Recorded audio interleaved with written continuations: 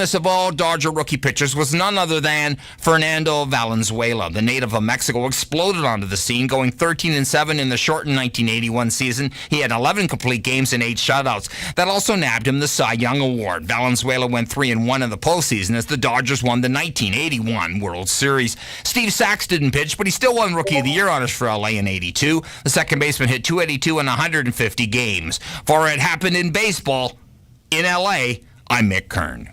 Follow every second of the action on NHL Network Radio. From behind the bench to every play on the ice. If it's hockey, it's on SiriusXM NHL Network Radio. SiriusXM 91.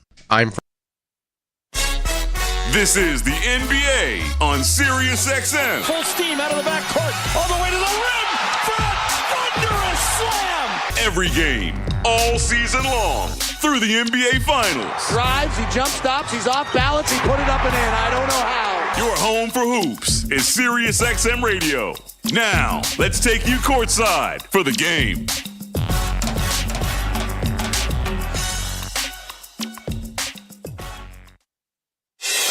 'Tis almost the season, and you've got a sleigh load of holiday channels to unwrap in the SiriusXM app. Shake the tinsel right off the tree with Rockin' Christmas.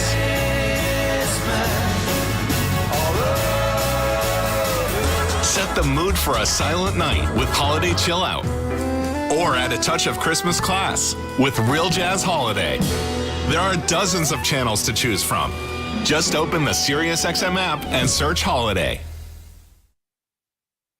It's time to get hyped for the NBA season on SiriusXM. Three for the win! He hit it! From a father-son duo in LA LeBron James and Bronny James to the Celtics defending their title. It is banner 18. You'll hear every game on your radio and the hometown announcers on the SiriusXM app. Doncic will shoot a three and hit it! And stay on point with all the biggest stories in the association on SiriusXM NBA Radio, Channel 86. You know, you take it as a measure of good fortune that you're able to see LeBron play and, you know, get a look at him. And the Lakers are just trying to be relevant this year. I mean, and I don't mean that in a negative way. There was a lot of chatter before the season about how good they would be. Are they a play-in team? They're not a contender. Well, all the games are played on the court, not on paper. And right now, I mean, they got pasted pretty good by Cleveland, but they are 3-2, and they are off to, in their eyes, a good start. First time 3-0 in, I don't know, since 2011 or something like that, 2012. I'll dig up the number for you, but the Lakers trying to stay relevant right now. Well, the Lakers will be in town for a few days, actually, after this ball game tonight, and there's already some chatter about whether or not some of the Lakers might be in attendance tomorrow night when the Raptors play host to the Sacramento Kings. And, of course, it's the night when Vince Carter's jersey will be sent up to the Raptors here at Scotiabank Arena as well. A very rare home back-to-back for the Raptors. Hasn't happened a whole ton in franchise history, but the Lakers tonight and then the Kings tomorrow. But you got to focus on this one tonight against L.A. before anything else. We will have the keys to victory, the starting lineups, and the injury report when we continue, as it's the Raptors hosting the Lakers on Toronto Raptors basketball, brought to you by Tangerine Bank. This is how we fan. Tangerine, official bank of the Toronto Raptors, on the Sportsnet Radio Network, streaming on the Sportsnet app and at sportsnet.ca. Hi, I'm Jennifer Lopez, the one from Toronto. But new More Rewards still treats me like a star. I earn points on everything I love at Metro and Food Basics. More Rewards, made for everyone, even me, Jennifer Lopez. Join today and save. Installing a TV on a wall sounds simple, right? That was easy. Did you find the stud? You're looking at him. Ooh, I can fix that. Saving up to $900 on car and home insurance with Bel Air Direct is simple. Bel Air Direct. Insurance simplified. Certain conditions apply. Monday nights are hockey nights. That's right.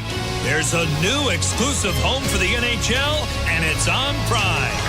All season long, Prime Monday Night Hockey is delivering unreal plays. That's hockey, baby! And the biggest goals. What a goal! Matthews, McDavid, Crosby, and the NHL's best are ready for Prime. So don't miss it. Prime Monday Night Hockey. It's on Monday. It's on Prime. Oh, that coffee smells good. Can you pass me the sugar when you're finished? Whoa, what are you doing? That's salt, not sugar. Let's get you another coffee. Feeling distracted? You're not alone. Many Canadians are finding it hard to focus with mortgage payments on their minds. If you're struggling with your payments, speak to your bank. The earlier they understand your situation, the more options and relief measures could be available to you. Learn more at Canada. What's up, insiders? We got basketball tonight. The LA Lakers. Damn, we just had the Dodgers over here winning the World Series. Now we've got the Lakers in town in Toronto playing the Raptors. What do we think tonight? Chat, we've got the chat popping off already. Axeman87, good to see you, Axe. As well, Mushroom. Oh, there's Allison back there. You can't see her, though. Misty in the chat as well. Stefan. Hi, Steph. There you go. Coming in from the background. We got a couple sounds like probably some Dodgers/Lakers fans in the chat here. Robert Boom, PA. LA wins by 10 plus. Yeah, probably. It's probably not going to be pretty tonight, but hey, it's all right. It's the Raptors. We're used to it. So there you go. Gigamert, Geo Gummer T, whatever. No. Cheers to you. And I don't even have my cup with me because the game's just starting. All right, game is going to be on here in just a minute. Please hit that like button down below if you haven't done so already.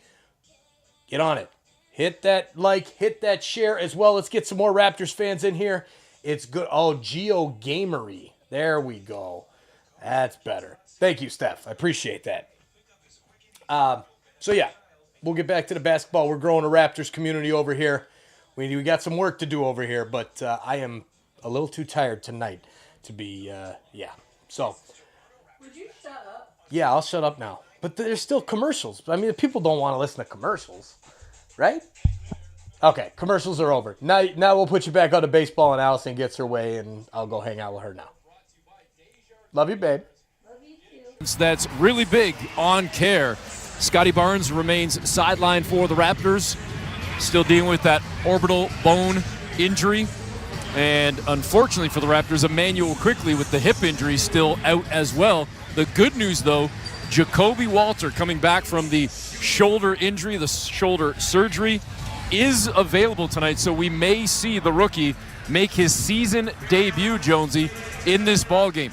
We will get the keys to victory in just a couple moments. But first, let's get the starting lineups. First, the Lakers. St. Vincent St. Mary High School, a 6'9" forward, number 23, LeBron James. Out of Gonzaga, a 6'8" forward, number 28 is Rui Hachimura. From Kentucky, a 6'10" center, number 3, Anthony Davis. Out of Oklahoma, a 6'5" guard, number 15, is Austin Reeves. And from Ohio State, a 6'3" guard, number 1, D'Angelo Russell. Ladies and gentlemen, the head coach of the Los Angeles Lakers is J.J. Redick. All right, there you have it, starting five for the LA Lakers. The keys to victory, the Raptors' keys to victory, brought to you by Honda. Up your game, lease the CRV from 2.99% up to 28 months. Visit HondaOntario.com. Jonesy, keys to victory. Well, the offense really hasn't been that bad for Toronto. The issue has been the defense and the turnover. They're near the bottom in defense, and they are at the bottom in turnovers and points off turnovers. That's the first key to clean up. Second of all, 120 is a big number. The Lakers scoring at least 120 points in wins over Toronto. They've won their last 8 road games, the Lakers, when they've scored more than 120 and are 30-8 since the start of the 22 season. So Toronto's defense, point 1, has to make sure that the Lakers stay under 120. Oh, by the way, the Raptors' defensive rating, 119.8. There's that 120 again. And last key, Eric, get into the bench. The Raptors can put some of the Lakers on the bench with foul trouble. The Lakers bench has not been great this year. J.J. Redick has relied heavily on his starters. Toronto has the advantage if they can get into the bench. Well, we'll see what becomes of this ballgame in just a couple of moments. First, though, let's get the starting five for the Raptors. Going hard at the point guard, wearing number 45 from Georgia. Let's hear it for Davion Mitchell. And the man from Kansas City, wearing number 30, the young guy on the front line. This is Ochai Agbaji. Hold it down in center, wearing the big number 19. Let's hear some noise for Jakob Poeltl. The kid from Kansas, wearing number 1. You know the name, Grady Dick. And we the North, born and bred, bringing the saga to the 6. It's time for number 9, R.J. Barrett. Head coach of the Toronto Raptors is Darko Rajakovic. There you have it, starting five for the Toronto Raptors. And it's going to be a jam-packed building. It's already pretty much rammed in here. And usually we see people arriving late. Not for the Lakers, not on a Friday night in T.O., Jonesy. Well, it was crowded in the warm-up. Warm-up attendance reminiscent of Steph Curry, Luka Doncic. It's what happened when LeBron comes to town. The calendar has flipped to November. Hopefully everybody had a safe and happy Halloween yesterday. Tomorrow night, I believe, is it not the night that the clocks go?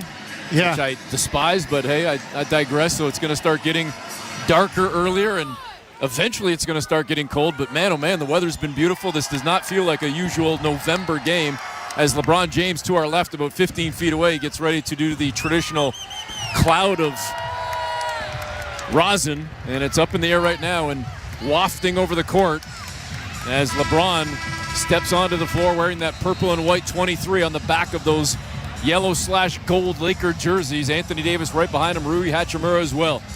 The Raptors have the sort of wedding line in front of us. DJ Carton, Bruno Fernando, Jamison Battle out there, Jonathan Mobo, the youngster Jacoby Walter, all greeting Ochai Agbaji as he steps onto the floor. R.J. Barrett, Jakob Poeltl, Davion Mitchell, and Grady Dick, the starters, as the Raptors are in red tonight. Both teams wearing the dark uniforms, the Raptors in red and the Lakers in yellow.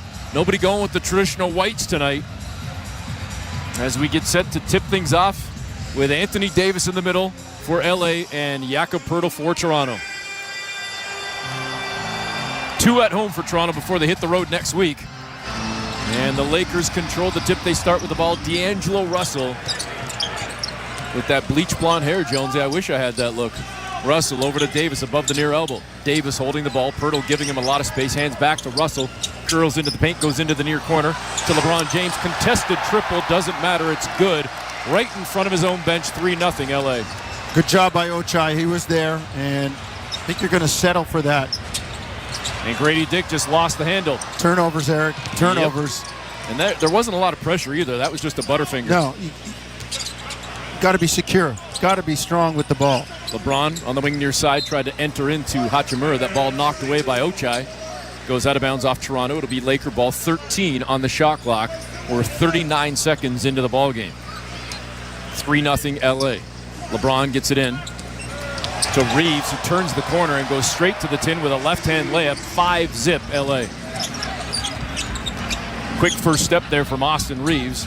Raptors down 5-0. Grady Dick, nice find from Jakob Poeltl, misses the layup. He took contact, didn't get the whistle, and here come the Lakers. James to a cutting Russell far side, drops it off down low, and it was knocked away from Anthony Davis by Toronto, out of bounds off Toronto. Stay with the Lakers. Looked like D'Angelo Russell passed up a surefire layup. Well, trying to get it to Davis unselfishly. Reeves above the free throw line now finds Russell on the perimeter near side. Russell comes around a screen, set by Davis, gives it back to AD in the lane. One-hand floater is good, and the Lakers lead by a touchdown. And 1 minute, 14 seconds into the game, the Lakers leading 7-0, and Darko Rajakovic with a few words for Grady Dick did not look happy with his sophomore right there. Well, he turned it over, as you said, without a lot of pressure. And then didn't guard Reeves defensively. And then missed a layup and then did not rotate over. They went screen and roll on the near side.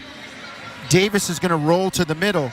You need somebody from the other side of the court standing there to deter that, or maybe knife into the passing lane for a steal. Darko's going to get this thing, at least try to get this thing cleaned up. You're listening to Toronto Raptors basketball, brought to you by Tangerine Bank. This is how we fan. Tangerine, the official bank of the Toronto Raptors, on the Sportsnet Radio Network, streaming on the Sportsnet app and at sportsnet.ca. Hey, Raptor fans, what would you rather have? More money or more vacation? Whichever you pick, it's a win-win. Just like hitting the 50-50 jackpot. When you buy tickets to the MLSE Foundation Lottery, you support kids and youth in communities across Ontario. Last season, over $1 million in jackpot prizes were won. That means more money and more vacation. Talk about a true win-win? Visit 5050raps.com for your tickets today.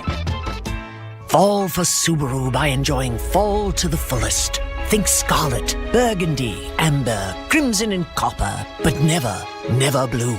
Because with Subaru's symmetrical full-time all-wheel drive, fall is for thick, dark mud splats, terracotta mountain roads, radiant sunsets, kaleidoscopic leaf carpets, and the boldest of adventures. Avoid autumn blues and visit your local Subaru dealership to book a test drive today. If you've got room in your day to doom scroll until your battery dies, binge an entire season of reality TV, or watch funny cat videos on loop, you've got room for play. With thrilling arcade games, epic attractions, live entertainment, crave-worthy food, and handcrafted cocktails, the Rec Room is the ultimate place to let loose and have fun. The Rec Room. Make room for play. Find the Rec Room near you at therecroom.com. This is Toronto Raptors basketball on Sportsnet 590. The Fan. Back at Scotiabank Arena, Eric Smith, Paul Jones with you. We're only 1 minute, 14 seconds into the ballgame, and the Raptors just called their first timeout, trailing 7-0. We'll see what Darko Rajakovic said in the huddle, and if it makes a difference here based on how the Raptors come out and play here over the next few minutes. All right, let's see what they get coming out of the timeout. This is key. Get on the board, kind of get your footing, and see what happens. Pirtle to Barrett. Barrett down Main Street, driving on the far side, stopped on a dime. He felt the presence of Davis. It kicks it out to Dick. Over to Mitchell. Mitchell straight away, cut off by Reeves, goes back to Barrett.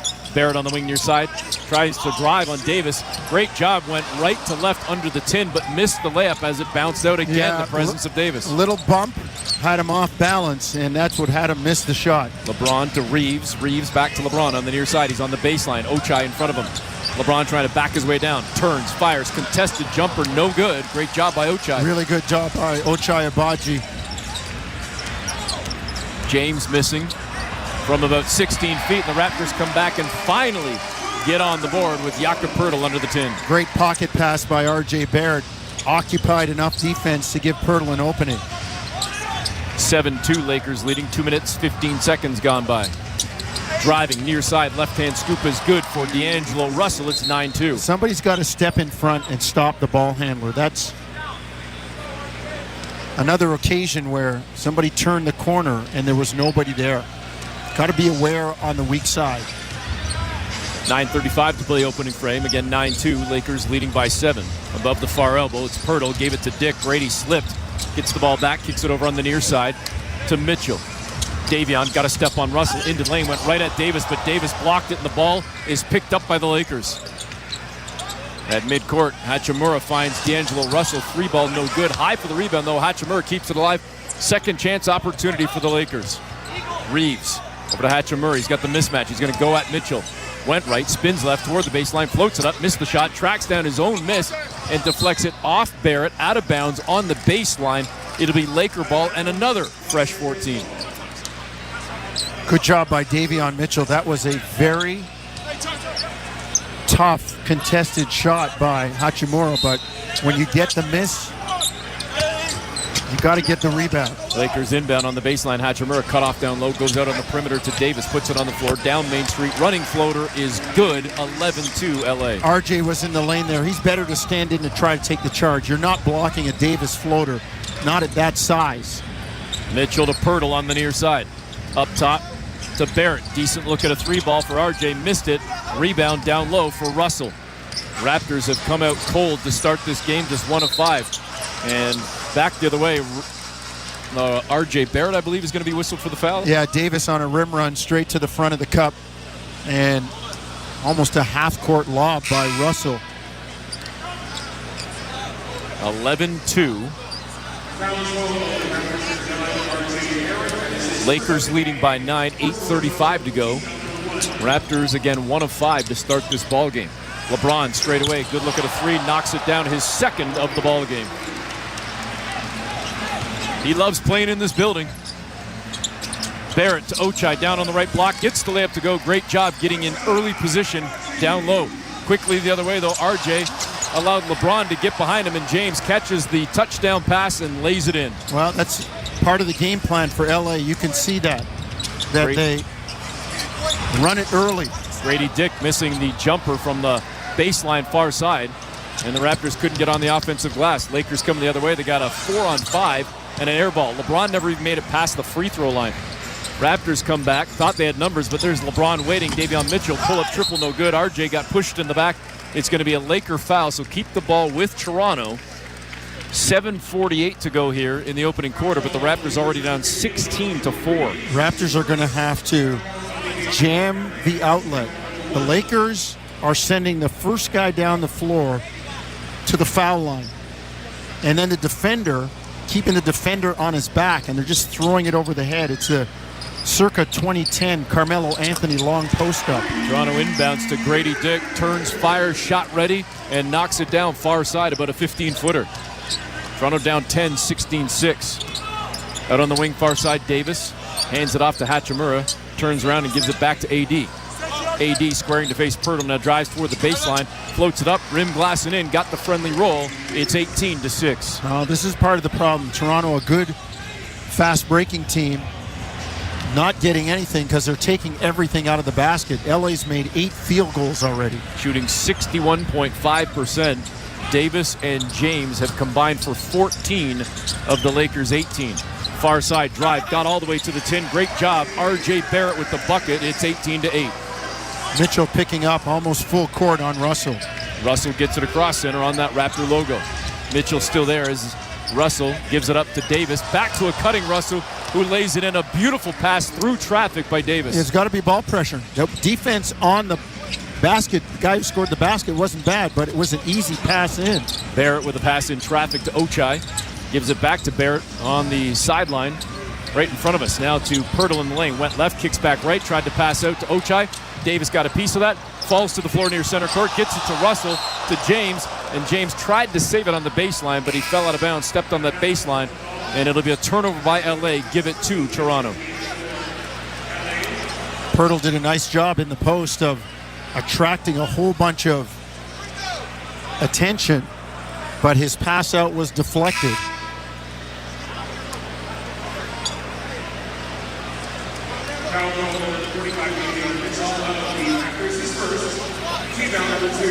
And wait a second.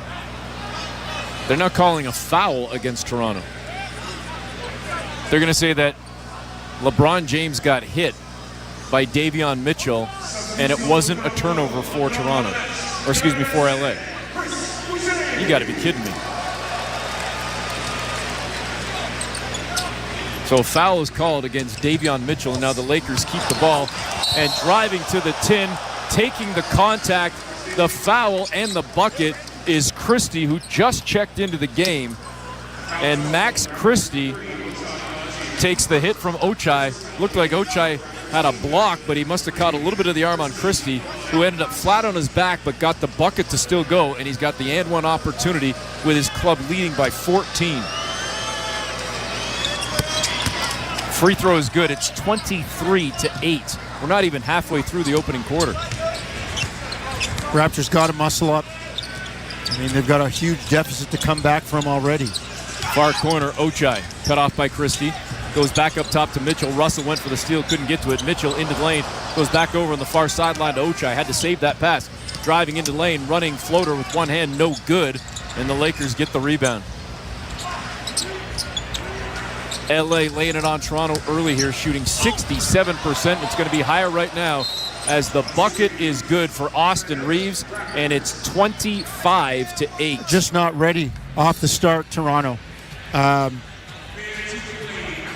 The urgency, I wouldn't say the intensity, but the urgency and awareness not right there, and you got a 17-point deficit halfway through the quarter. 5:53 to go in the opening quarter. Raptors trailing again 25-8 on Toronto Raptors basketball, brought to you by Tangerine Bank on the Sportsnet Radio Network, streaming on the Sportsnet app and at sportsnet.ca. Hey, Raptor fans, what would you rather have? More money or more vacation? Whichever you pick, it's a win-win. Just like hitting the 50-50 jackpot. When you buy tickets to the MLSE Foundation Lottery, you support kids and youth in communities across Ontario. Last season, over $1 million in jackpot prizes were won. That means more money and more vacation. Talk about a true win-win? Visit 5050raps.com for your tickets today. Breaking story from Alpine News Network. Firefighter Finn McHose, that's a nickname, right? Needed help contending with a blaze of debt. He called Alpine Credits and a superhero was sent his way. Summoning water, she extinguished the fire and consolidated his debt into one low monthly payment. His floors may be wet, but his debt is under control. Own your home? Need a loan? Alpine Credits can help. Alpine Credits, where homeowners get approved. Fisker license 12616. Getting my Honda CR-V has opened the door to adventure. With Econ Mode to maximize fuel efficiency, I'm free to explore. And with tons of cargo space, it's easy to pack for getaways. My dog, camping gear. It's like I've discovered a wild, adventurous side of me. Alice is excited too. Lease the CR-V LX two-wheel drive for $99 weekly at 2.99% APR for 28 months with $2,000 down. Offer includes $1,500 lease bonus. OAC conditions apply. See HondaOntario.com.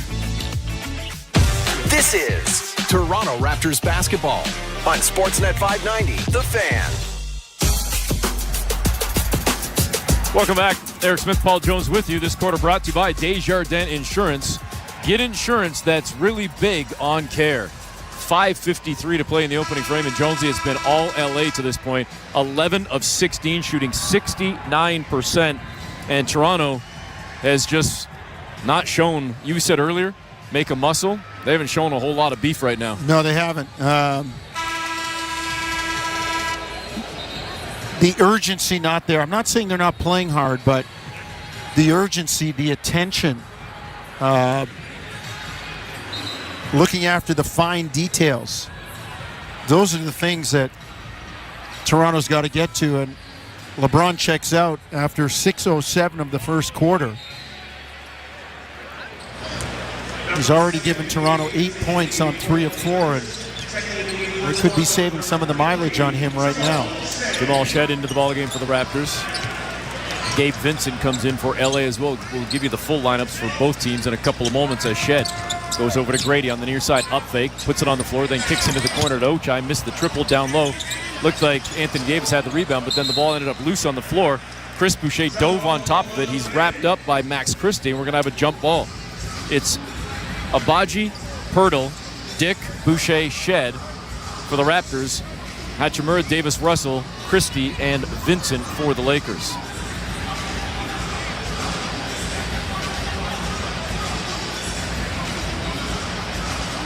.5:29 to go in the opening frame. We got a jump ball at the free throw line on the York University end of the court. And Boucher just got out jumped by Christie, who wins it, and the Lakers control the ball. Wow. Out on the far wing, Vincent gives it up to Russell straight away. He's above the arc.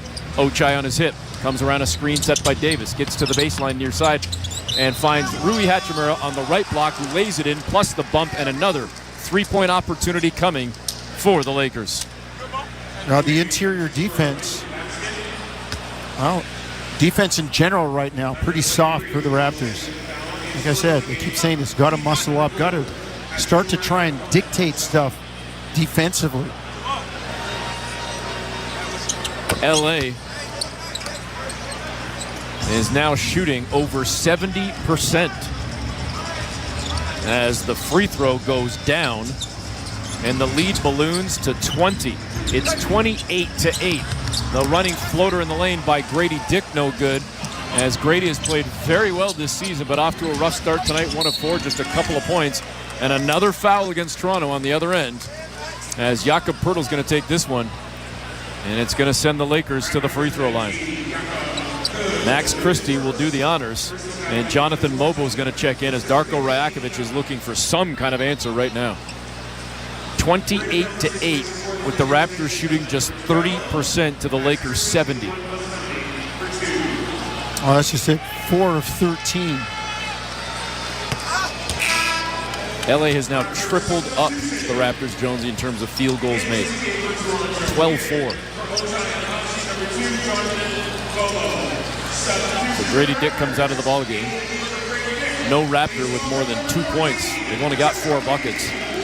Trailing now 29-8 as the first free throw goes down for Christie. Second one is up and clean as well. He's off the bench with 5 points in 2 minutes. And the Lakers have thrown up 30 points with still 4:50 to go in this opening frame. What do I say about 30-point quarters? Not good. That was an issue the other night in Charlotte. Driving on the near side, throwing it up off glass and in was Jamal Shed. Nifty bucket there for the youngster. Raptors down 30-10. Russell well above the arc here on the near side, covered by Mobo. Russell trying to find Davis, and he does, inside the arc on the near sideline, right in front of his own bench, now spinning away from Poeltl, getting to the baseline, trying to go reverse on the tin, but he ends up taking the foul as Boucher reaches in, slaps the wrist, and now Anthony Davis is going to go to the free throw line.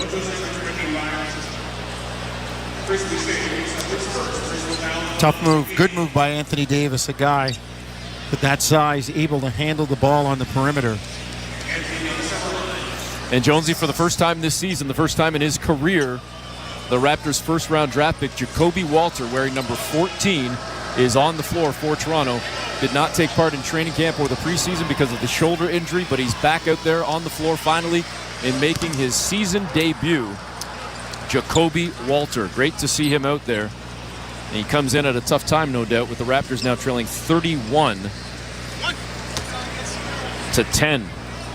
Well, they'll be looking for a little offense from him, known for his ability to shoot the ball. Hopefully he can get on track for Toronto. Davis misses the second free throw, so 1 of 2 at the stripe. Again, it's 31-10. Walter, of course, the Baylor product, the 19th pick overall in the first round, heading to the Raptors, and we'll see what he can do right here. He's got the ball, driving on the near side. He saw a gap, goes under the tin along the baseline, kicks back out to Mobo, who drives toward the left block, floats it up, missed it. It's tipped up and in by Jakob Poeltl. He's kept alive initially by Boucher, and then Poeltl got his hands on it too. That's how you do it. Keep it alive, get it back up on the glass, give somebody else, maybe one of your teammates with a quick jump, a chance to get it. 3:50 to go opening frame. 31-12. LA on top. Driving on the near side, stopping on the baseline. An easy one-hand floater for Anthony Davis. Went right at Poeltl and got it to go. That's where if you have Scotty Barnes, Scotty guards there, and Poeltl can float, be in the lane to rebound, come over to help. It's a tough cover for Jakob. Shed cut off at the free throw line, goes back out on the perimeter to Walter. Walter inside the arc far side, now gives it up to Poeltl, who gets it back to Walter, who just missed his first shot attempt of his career. LA back the other way, leading 33-12. Christie loses the handle. Loose ball picked up by Walter. Raptors get the turnover. Here comes Shed across center, running the near side. In the near corner to Mobo. Down low, they find Jakob Poeltl. Toward that right block, trying to back down now on Hachimura. Lost the handle, and it heads toward the sideline, but Russell can't save it for LA. It'll be Raptor ball. Mobo enters that ball into the post. He's got to move. You can't stand in the corner. As soon as you stand there, and D'Angelo Russell knows, oh, you're going to be there? He can just cheat, right? When Poeltl puts it on the ground, now Russell starts to dig. Pass, cut. Even if nothing else, to move your guy out of the way. Barrett to Shed. Shed tries to weave through traffic, gets to the free throw line, turns, fires, a little push shot, no good from 10 feet. And the Lakers with the rebound. Toronto with a lid on the bucket, shooting just 33%. LA leading by 21. Toronto just got another turnover, though. Davis gave us up. Mobo ahead to Shed. And the youngster, the little man, gets up there for a soft two-hand flush. Well, he caused the turnover by forcing an errant dribble and then got the run out. 33-14. Russell gets into the paint, got a step on Shed, gets into the lane, floats it up. No good, but he took the foul. It'll go against Shed, and Russell's going to the free throw line. That's one of those calls that I think goes against the offensive player. How much was he really pushed? He was going that way. And he wasn't trying to score. He was just trying to shove his body the other way and take contact. Right, he was going that way, and he planted the foot closest to the defender and pushed off it to make it look like there was more contact than there was. And he got the benefit of the call. Those are ones that, like I say it all the time, especially in this day and age of unorthodox shots, the one that has to come out of the game to me is if you're on the right side and instead of doing a right-handed layup by right-left up, you do it opposite, left-right, and that left foot pushes away from the defender. It looks like there's contact. You can convince the ref you've been pushed further away from the basket. Free throw's good for LA. Russell takes care of business, and the lead goes up to 35-14. Walter to Boucher on the perimeter as LeBron James is back into the ball game. Boucher trying to get away from LeBron. To Walter. Walter up fake, takes the jumper, missed, left it a little bit short from about 18 feet. Had a pretty good look. LeBron over to Russell on the wing near side. Back up top to Vincent, to LeBron. LeBron with the up fake, drives down Main Street, and I thought he was going to dunk it down, but he laid it up instead. And another timeout by Toronto. Somebody's got to step in. LeBron shot fake from above the arc up top and got all the way to the basket. Nobody even close enough to foul him. Somebody's got to step in there. It's 37-14. The Raptors are trailing by 23 with 1:54 to go in the opening quarter. Needless to say, this is not anywhere near the way the Raptors wanted to play to start this ball game, Jonesy. LeBron James already with 10 points in just 6 minutes of action on 4 of 5. D'Angelo Russell with 6 points, 4 assists, couple of rebounds. And Toronto shooting just 7 of 20 from the floor. I'll tell you, this game aside, you talked about it a little bit in our brief, quick pregame show. I like the Laker team in terms of the balance overall of the Raptors, or excuse me, of the Lakers lineup with the veterans that they have, and now as they start to sprinkle in some of the younger players like a Christie, Dalton Connect, even a Cam Reddish still young, Austin Reeves still fairly young. We'll see what becomes of Bronny James. There's a little more balance with this club, I think, than what we've seen over the last couple of seasons. There is, and I won't argue that. My question is there enough once you get deep into the playoffs, when they start seeing the Mavs, when they start seeing Oklahoma City, when they start seeing Phoenix, like the West is loaded in that sense. Austin Reeves back for the Lakers. DJ Carton comes in for the Raptors, and RJ Barrett just drove on the far side. Left-hand scoop pass to Jonathan Mobo, who dunks it down on the alley-oop. Raptors down 37-16. LeBron comes across center. RJ Barrett trying to pick up LeBron, who drives on the far side, goes all the way to the 10, went for the reverse, couldn't finish with the left hand, and the Raptors get the rebound. Mobo to Shed on the wing near side. Lots of space. Take the three. Yes, indeed. No. It rimmed out. He was given all day, but he couldn't knock it down. Well, the hesitation, he took it. It was an out-of-rhythm shot. Gabe Vincent missing the three ball for LA. Caught the pass from LeBron. And over on the far side, Jonesy's calling for the foul, but instead they're just going to say that Reeves knocked it out of the hands of the Raptors, and it'll be Toronto ball. Austin Reeves came in. Sure looked like there was a lot of contact on the rebounder. 1:10 to go opening quarter. Raptors down 37-16. 1:07 to go now as Mobo looks to hand it off, and he does to Barrett. Barrett on the near side, gets below the near elbow, gets to the hoop, misses the layup. A little bunny hopping and had clear space and couldn't knock it down. Travel by Connect not called to LeBron James, who scoops it up, misses, but he's fouled, and he will go to the line. They totally missed a travel. You're right. Connect. It was a walk, and those are the ones I would love to see the NBA crack down on. You know, they didn't call it, but it ended up with LeBron coming right down Main Street for 2 shots now as he was fouled. Barrett missed right under the 10. He's 1 for 4 in the ball game. Does have a team-high 3 assists, and we saw that last game where Barrett has certainly become more of a playmaker in the absence of Scotty Barnes. LeBron misses the first free throw, second one up and clean. It's 38-16. Lakers leading by 22. Their largest lead was 23. Barrett, far side.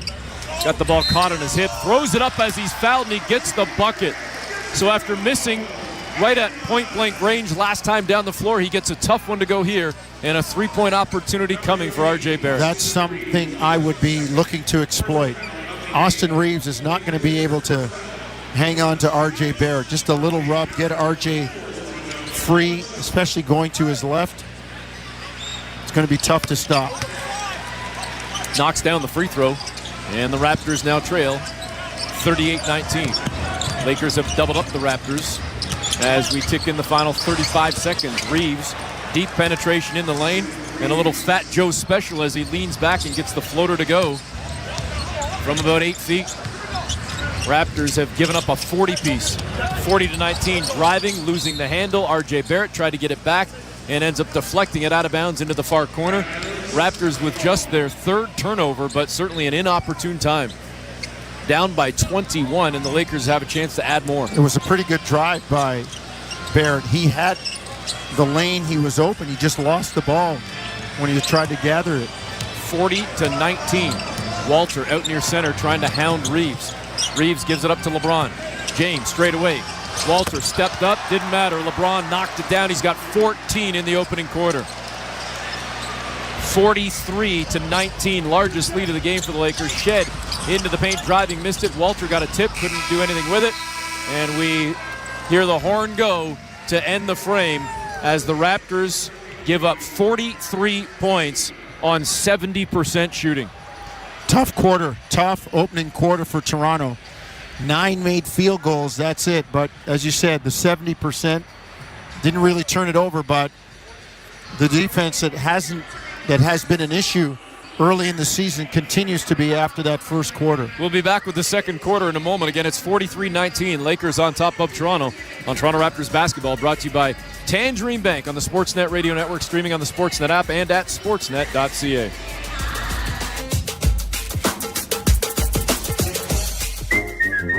Desjardins Insurance cares a lot about their clients. In fact, it's packed with such a ginormous amount of vast and substantial care that's bursting with even more whoppingly humongous and colossal care. You might be a little surprised when we tell you that all of that care fits in the palm of your hand. With the Desjardins Insurance mobile app, you'll get a big hand with 24/7 paper-free access to all of your home and auto policies, including your digital pink slip.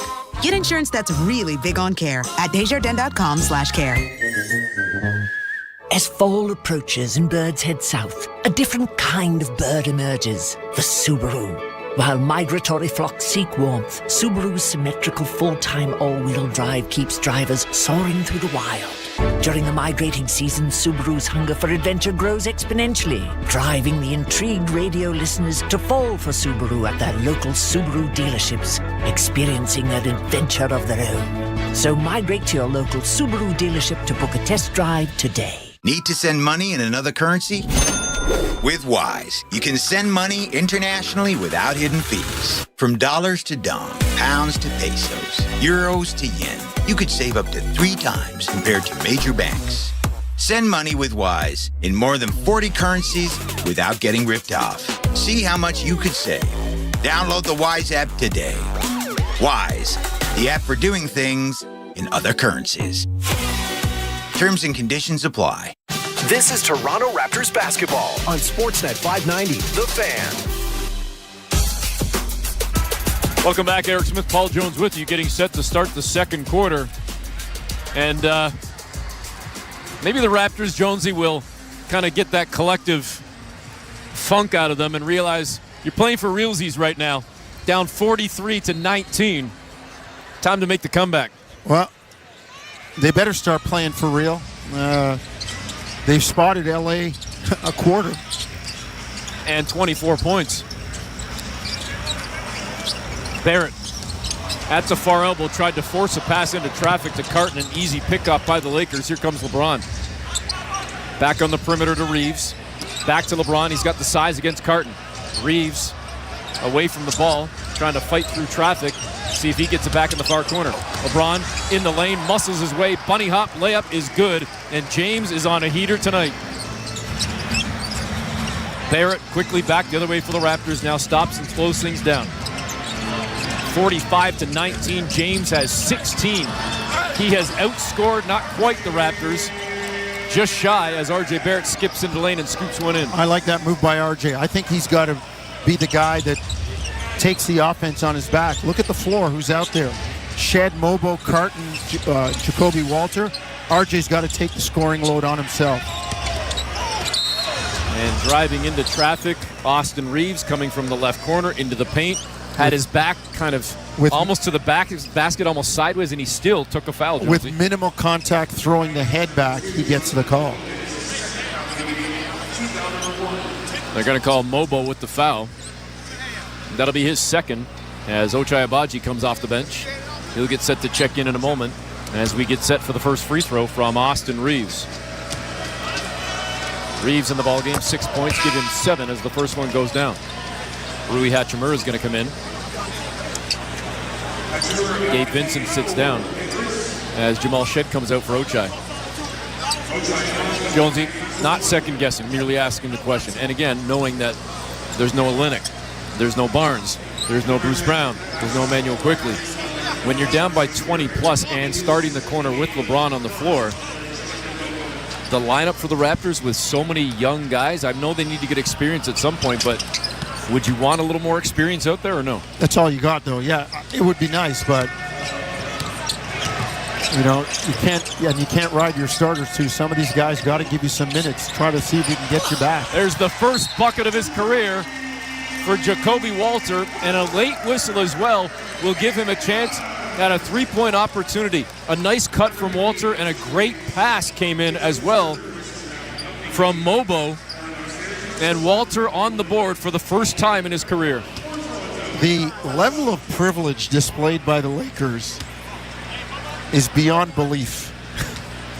What they think they should get because they're the Lakers.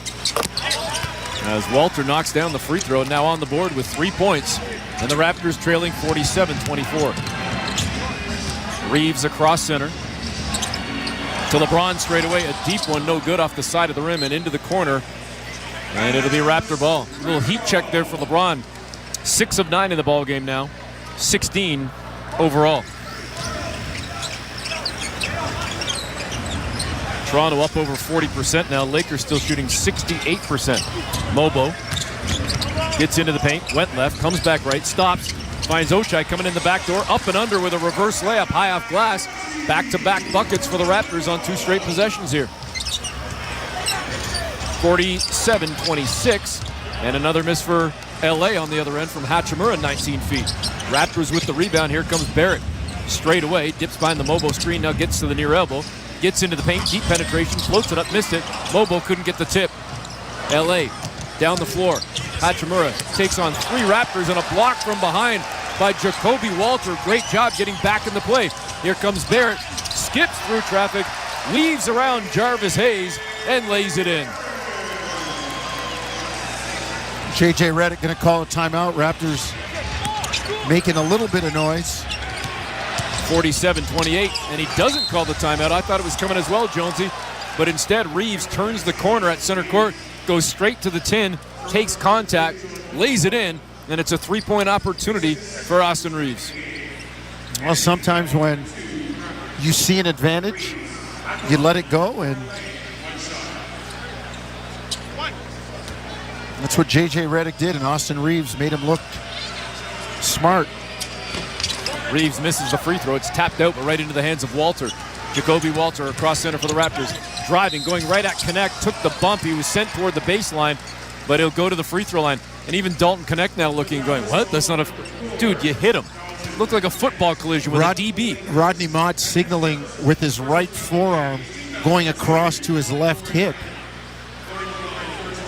Come on, LeBron. And LeBron's, like, that's what I'm saying, though, the level of privilege. Like, I've been watching, not one play has gone by that hasn't gone in the Lakers' favor where they haven't asked or gotten a call. Like on the play that you thought was a turnover, it suddenly turned into a foul for the Raptors, right? Walter hits the first free throw, second one clean as well. Looks pretty good at the line. Smooth stroke. He's got 5 points now off the bench in his season debut. The Raptor rookie trying to help his team get back in this ball game. Toronto trailing 49-30. Reeves to connect, back to Reeves. Now out on the far wing. Over to connect straight away. Steps into a 3-ball and knocks it down. The Lakers have shot the ball well from distance. I mean, they've shot the ball well from everywhere tonight, but they're 4 of 8 from long range, shooting 65% overall. Mobile to Barrett in the lane, back to Mobile. Didn't look like he was expecting it, and then he rushed the release and missed. 52-30. James got by Barrett, got to the tin, laid it in, and the Lakers match their largest lead of the game. Got to make him go east-west. Can't have him coming downhill at you. And now we're wiping out the Raptor offensive set as R.J. Barrett is called for the moving screen. Austin Reeves is going to get on my list. He's going to crack the top 10 in terms of floppers around the NBA. Schroeder, Reeves, Doncic. There's some... Oh, Doncic for sure. LeBron. There's some heavy names up there of guys that embellish things for the officials. Trae Young. Trae Young, yeah. He'll probably come up with more than 10, Jones. Easily. But it's the top 10, though. All right, I got you. Lakers leading 54-30. Reeves tried to whip the pass in the near corner to LeBron James. It was deflected, knocked away, and ultimately taken away by Ochai and Grady Dick, who's now driving the length of the floor. Misses the scoop layup. You got to finish those ones. But LA just gave it right back. They tried to outlet to LeBron, who got into the backcourt, and it would have been a showtime move for LeBron, but the pass went way too far down onto the baseline, and the Lakers promptly turn it right back over. Fans actually booing here. I think they wanted to see a poster from LeBron. Toronto down 24 with 7:55 to play in this first half. Pirtle out to Davion Mitchell, who steps inside the arc, gets to the free throw line just above it, and knocks down the jumper. His first bucket of the game. Yeah, let's see if the Raptors can pick up some defense here. 7:35 to play, 54-32. LeBron hands off on the perimeter to Dalton Connect. Rookie on rookie right now with Jacoby Walter. Connect now gives it up to Reeves. Deep one from the far wing. He thought he got fouled. He launched a wild shot. Now he's arguing with the official, saying he got hit. It's an example of what I'm talking about. Yeah. It's pretty good defense. An air ball. Unfortunately for Toronto, they don't box out. Carl Lane's having none of it from Austin Reeves. Raptors with the ball. Pirtle at the near elbow, quarterbacking things. Hands off now to Grady, who turns and fires and misses from the near wing. And the Raptors couldn't get to the rebound. Yes, they could. Guess who? Jacoby Walter, head first dive, rips it out of the hands of LA, and ends up finding his teammate Ochai, who softly lays it in, and Toronto is down now 56-34. It's still a big deficit, but those are the type of plays you need to make. Sure. Show me a little more life, and that's what I'm seeing from the Raptors after the first quarter with 19 points. They've almost doubled that already, and we're not halfway through the quarter. 56-34, 7:07 to go in the second quarter. It's Toronto Raptors basketball, brought to you by Tangerine Bank on the Sportsnet Radio Network, streaming on the Sportsnet app and at sportsnet.ca. At Tangerine, we're fans of fans who are invested in the game. Like Mary, who stands 5 inches away from her 55-inch flat-screen TV and yells at it even though she knows no one on the TV can hear a word she's saying. Is it effective? There's no evidence. Do we support her? Yeah. Screaming at the TV for all 4 quarters. That's how Mary fans. And we're fans of Mary. This is how we fan. Tangerine, the official bank of the Toronto Raptors. Hey, Raptor fans, what would you rather have? More money or more vacation? Whichever you pick, it's a win-win. Just like hitting the 50-50 jackpot. When you buy tickets to the MLSE Foundation Lottery, you support kids and youth in communities across Ontario. Last season, over $1 million in jackpot prizes were won. That means more money and more vacation. Talk about a true win-win? Visit 5050raps.com for your tickets today. Experience amazing now at Don Valley North Lexus. Right now, lease the 2025 NX 250 Signature Package from just $548 per month for 28 months at 2.9%. Or choose from Canada's largest selection of Lexus demonstrators with offers you won't want to miss. Now is the time. And Don Valley North Lexus is the place. See website for details. Expect excellence. A proud member of Wayne's Auto Group. This is Toronto Raptors basketball on Sportsnet 590, The Fan. Welcome back. Eric Smith, Paul Jones with you. Raptors trailing in this ball game 56-34. And Jonesy, the rookie Jacoby Walter has looked real good thus far. He's played hard and, known as a guy that scores. He's coming off the bench. He has been shy. He missed his first couple, but he's not afraid. He is out there and getting shots up. Walter with 5 points, couple of rebounds, a block, and an assist. And he's back out on the floor out of this timeout with Pirtle, Abaji, Mitchell, and Grady Dick.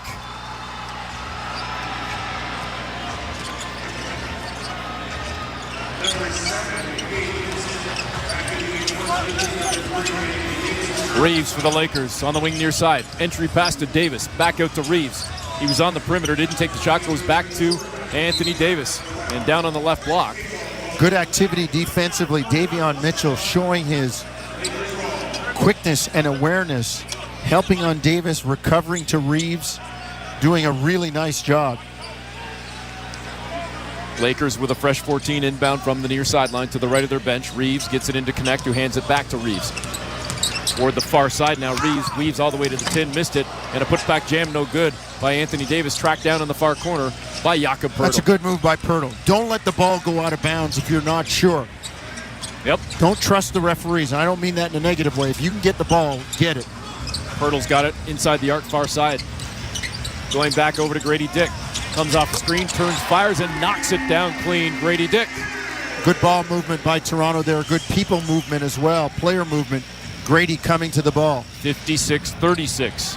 Raptors starting to shoot the ball better. They got to start picking up the defense even more. LA is sitting at 62%. And another foul out on the far wing. And they're going to call this one against Jacoby Walter with a push on Reeves, and it's going to be 3 free throws for Austin Reeves.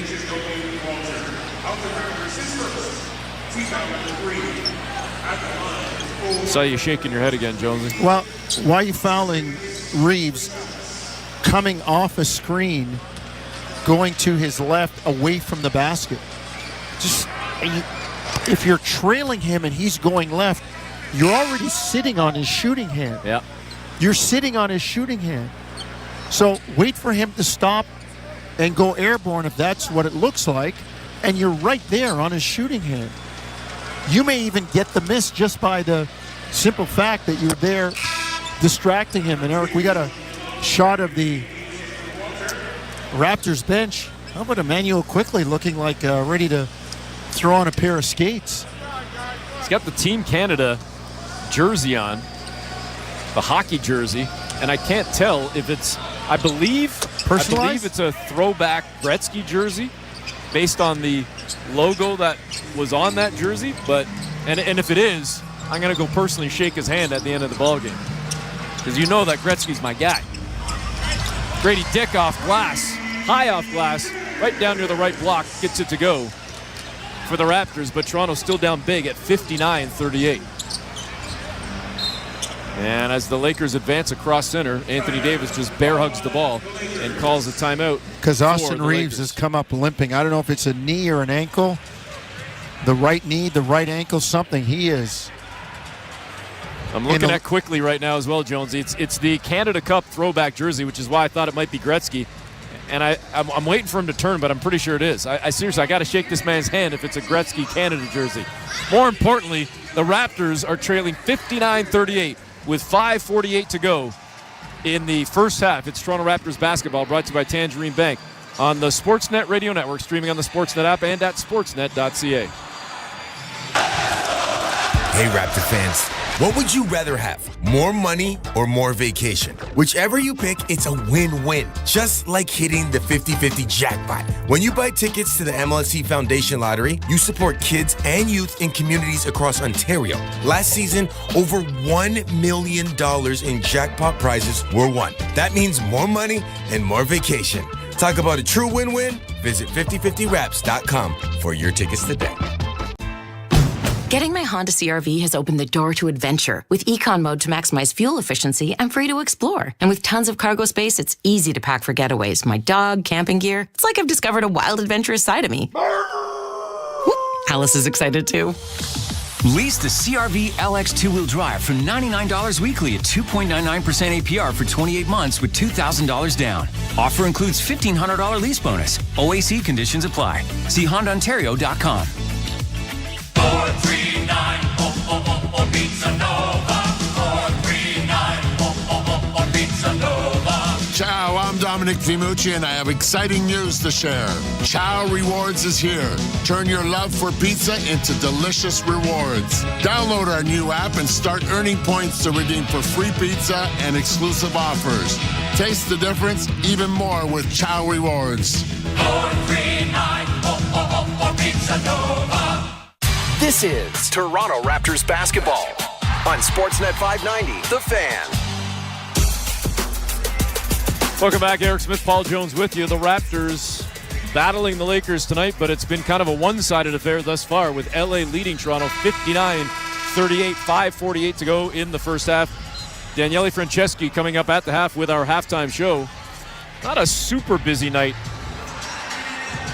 in the NBA, but certainly a busy weekend and a busy few days leading up to what will be a very important day stateside, Jonesy, early next week when the league is quiet for an evening on the U.S. Election Day. Yeah, lots going on. That's a big night. And I like the fact that the league is quiet and is encouraging people to get out and exercise their right to vote. Connect in the near corner in front of his own bench, missed it. Raptors get the rebound. Davion Mitchell streaking down the floor. Raptors had a 3-on-2, and they opt for a triple from the far sideline. Ochai missed that one, barely grazed iron, and here come the Lakers. I know exactly what you're thinking, Jonesy. Russell for three. It's good for the Lakers, and LA is now up 62-38. 3-on-2. Give me the 2 points. Yep, I knew it. We've been working together long enough. Ochai to Grady, near side. Triple is clean as Grady gets those three back. And I'm not saying that was a bad shot by Ochai, but I think you could have gotten a better one. Under 5 minutes to play in the first half. Vincent on the near baseline. Great job by Grady to hold his ground and just go straight up with the hands. The officials say play on. Pull up, three ball. Grady Dick. He started quiet, but he's coming on strong. And the Raptors trying to push here late in the first half. Tough shot. 4:35 to go. Tough shot. Pull up in transition with the ball. Kudos to Grady. That is a tough look. 62-44. Anthony Davis bounding off the floor, and the one-hand floater over Jakob Poeltl, rim glass and in. Very tough shot. Poeltl with really good defense, offense, just a hair better there. 64-44, the lead back up to 20. At this point, you're probably not going to get it down to single digits unless you go on a real run. But Jonesy, what's your number? 12, 15 at most? 14. Okay. You know. LA whistled for the foul. That's Vincent. When you think about the fact they were down 26, if you can get to 13, you've cut it in half. Yep. And you still have half the game to go, technically. 64-44, still down by 20, though. We'll see if they can get it back down under 20. It was 18 moments ago. Davion Mitchell driving, got into the paint, stops, kicks it back out. Mobo open near sideline, and he was wide open and couldn't come up with it. That's one that he'll knock down in the future, I'll tell you. Great look. Russell back for LA into the lane, and as he's tripping, almost falling, they don't call the foul, but he muscles it up and gets it to go. Well, there wasn't a foul. He was the one that leaned in off balance purposely, trying to make it look like a foul. 66-44. Good no call, but a very tough shot. Grady Dick got by Vincent, got into the lane, He was met by Hachimura, missed the shot, cleaned up by Mobo. Bucket is good, and one, and a three-point opportunity coming for Jonathan Mobo. Really good cut by Grady as he got to the basket. And because he got there and got the shot up, it forced the weak side help to come over, which allowed Mobo to be loose on the near side.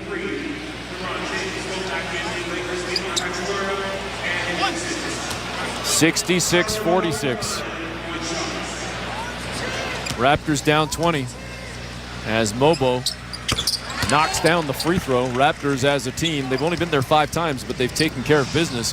A perfect 5 of 5. Unfortunately, though, the Lakers have tripled up the Raptors. In fact, more than triple, 16-5. The free throw attempts. Davis right under the 10. Tough pass from LeBron James in traffic, and Davis with a soft dunk puts it in. It's 68-47. Complained for a foul, then touched the ball out of bounds. No delay of game warning. Mobo stops above the free throw line, goes over on the near sideline to Ochai, who comes around a Pirtle screen, gets into the paint, met by Davis, turns, fires, and knocks down the jumper. Nice job there by Abaji. Yeah, good job. Under control, Ochai, on that one. Need to see more of that from Toronto. 68-49. Raptors trailing by 19. LeBron over to Anthony Davis. Davis going at Pirtle again. And before the shot, I believe we're going to have a foul on the floor. They're going to call it on Jakob Pirtle. Interesting, you hear all this noise from the Lakers about not getting calls, but yet last year they were second in the NBA at free throw attempts per game at 24.2. The year before, they led the league in free throw attempts. D'Angelo Russell, baseline far side, contested jumper, no good, rattled a couple of rims and popped out. Down the floor comes Davion Mitchell to Jakob Pirtle, out near the right block, missed it. The tip by Grady Dick, no good. In traffic, Grady puts it back up. Lots of contact everywhere. He got hit, as did Pirtle, no whistle. Here come the Lakers. Dalton Connect in traffic, called for the charge, and a great job there by Davion Mitchell to stand in and take that charge, and we're going the other way. Well, good job by Davion, and that's the way you kind of have the get back, as he got above the circle and took it square in the chest. But as you mentioned, a lot of contact down at the other end. And this is where the respect factor comes in. The Raptors, a young team against, well, the Lakers. Mitchell to Pirtle. Pirtle backing his way down near the right block, then turns, fires, and misses a little hook shot. Again, the presence of Davis. Pirtle's had a tough night tonight. Just 6 points and 2 rebounds. Certainly tough going against Anthony Davis for most big men in the league. LeBron drives down Main Street, then throws a behind-the-back pass to Anthony Davis, who lays it in. What a play by James. Great pass, great look. Mitchell to Ochai, bobbled it, turned it over, and the Lakers push ahead, but Connect can't squeeze, and LA promptly gives it right back. Here comes Ochai, driving on the near side. Thought he got by Davis, didn't. Davis got a piece of it. Loose ball comes out near center. 3-on-1. Connect to LeBron to Connect. Layup is good on the alley-oop. I thought there was a bump on the other end by Abaji on Davis, but again, there's that respect factor that the Lakers seem to get. Grady missed a 3. Raptors get it back, and Dick misses again. Back-to-back triples, no good. Raptors down 72-49. LeBron misses a 3. And the ball tipped away from Grady Dick down low by Max Christie. So it'll be Toronto ball with 1:10 to go in the first half. That'll be one, Ochai driving and no foul on Davis. But against different competition, that's a foul. And Anthony Davis is, well, wait a minute. It wasn't a foul against Toronto. It wasn't a foul before. Ochai to Pirtle in the lane. Kicks it back up top to Mitchell. Sets the feet. Wide open look. No good. It's been an issue. Toronto 2 of 13 from distance, and they've missed a number of wide open looks. You've got to knock those down. It makes it a whole lot closer if you're able to knock some of those triples down. LeBron on the near side. Mobo tried to get up on him. Davis set a screen. LeBron threw it back to him on about a 25, 30-foot pass. The alley-oop is good on a monster dunk for Davis. Got to be putting up more resistance if you're Toronto, knowing that LeBron's coming off. Davis has just set the screen. Get into the body. pressure the ball handler, make LeBron dribble it back towards his own end. Grady faked left, went right, tried to get toward the 10. He felt the presence of Davis, but still kissed it high off glass as he was going toward the baseline and got it to go. Grady with 14 to lead the way for Toronto. Under 10 seconds to play. The Raptors down 23. LeBron on the near side. Mitchell is there. Double team comes. He throws it to Davis under the 10, who lays it in. And they're going to say foul first? Yep, foul on the catch. So no bucket. That's just size right there. LeBron playing above Davion Mitchell. And with Pirtle over in help position, LeBron just threw it up. Nobody else could go up and get it but Anthony Davis. 74-51. Davis has the chance to put a couple more on the board before the end of the frame with 2.8 seconds to play. Anthony Davis, 17 points, 8 rebounds, 2 blocks, 2 steals, and 2 assists. He's had a game and a half. Well, heading for some ominous numbers. Davis now with 18 points. Matches LeBron's 18. I'll tell you why that's a bad number for Toronto. When AD has 20 points, 10 rebounds, the Lakers have been really, really good.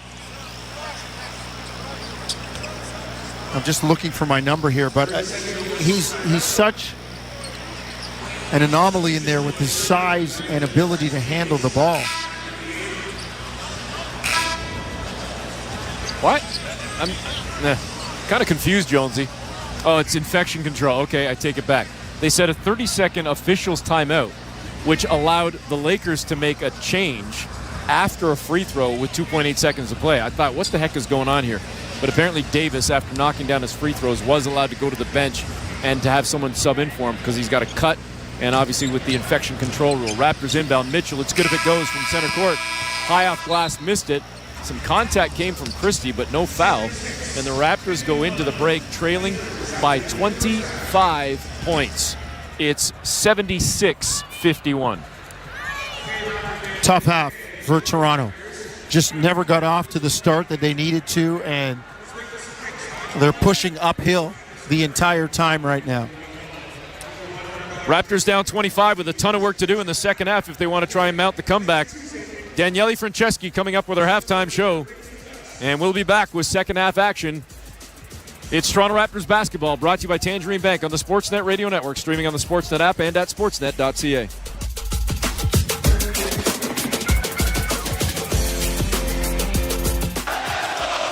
Hey, Raptor fans, what would you rather have? More money or more vacation? Whichever you pick, it's a win-win. Just like hitting the 50-50 jackpot. When you buy tickets to the MLSE Foundation Lottery, you support kids and youth in communities across Ontario. Last season, over $1 million in jackpot prizes were won. That means more money and more vacation. Talk about a true win-win? Visit 5050raps.com for your tickets. What's up, Raptors fans? Thanks for hanging out with us tonight for this Toronto Raptors basketball game. Come on, We the North, hit that like button down below. And if you're a fan of the other team too, hit the like button. It brings more basketball fans here into the chat to hang out with us and have a good time during this one. So let's get back to the basketball. Don't forget to share the link out as well in the commercial breaks. Get on over to Twitter, Instagram, Facebook, the social boards, however you do it, and send this link out, and let's get more fans here in the chat cheering on our Raptors. Let's go, baby. Hit that basketball and slam it home. Let's go, Raptors. Get it as a taco trio for only $9.95. Or the bold, smoky flavor of our Guajillo grilled chicken in a burrito for only $11.75. Get them all in your choice of burrito bowl or taco. And save room for new churro fries, loaded nachos, and taquitos. The new menu at Mucho Burrito. Love what you eat and love Mucho. Prices may vary by location. We all know things tend to break when you need them most. Like your furnace breaking down in the middle of a cold snap. That's why Enercare is offering a free furnace checkup for homeowners in the GTA. That's a $99 value. If your furnace has any issues, our Enercare experts can fix it, or we can get you a new one as soon as the next day. Don't get stuck shivering. Keep your home comfortable with Enercare. Terms and conditions apply. Visit enercare.ca. Enercare, experts at home. This is Toronto Raptors basketball on Sportsnet 590. The Fan.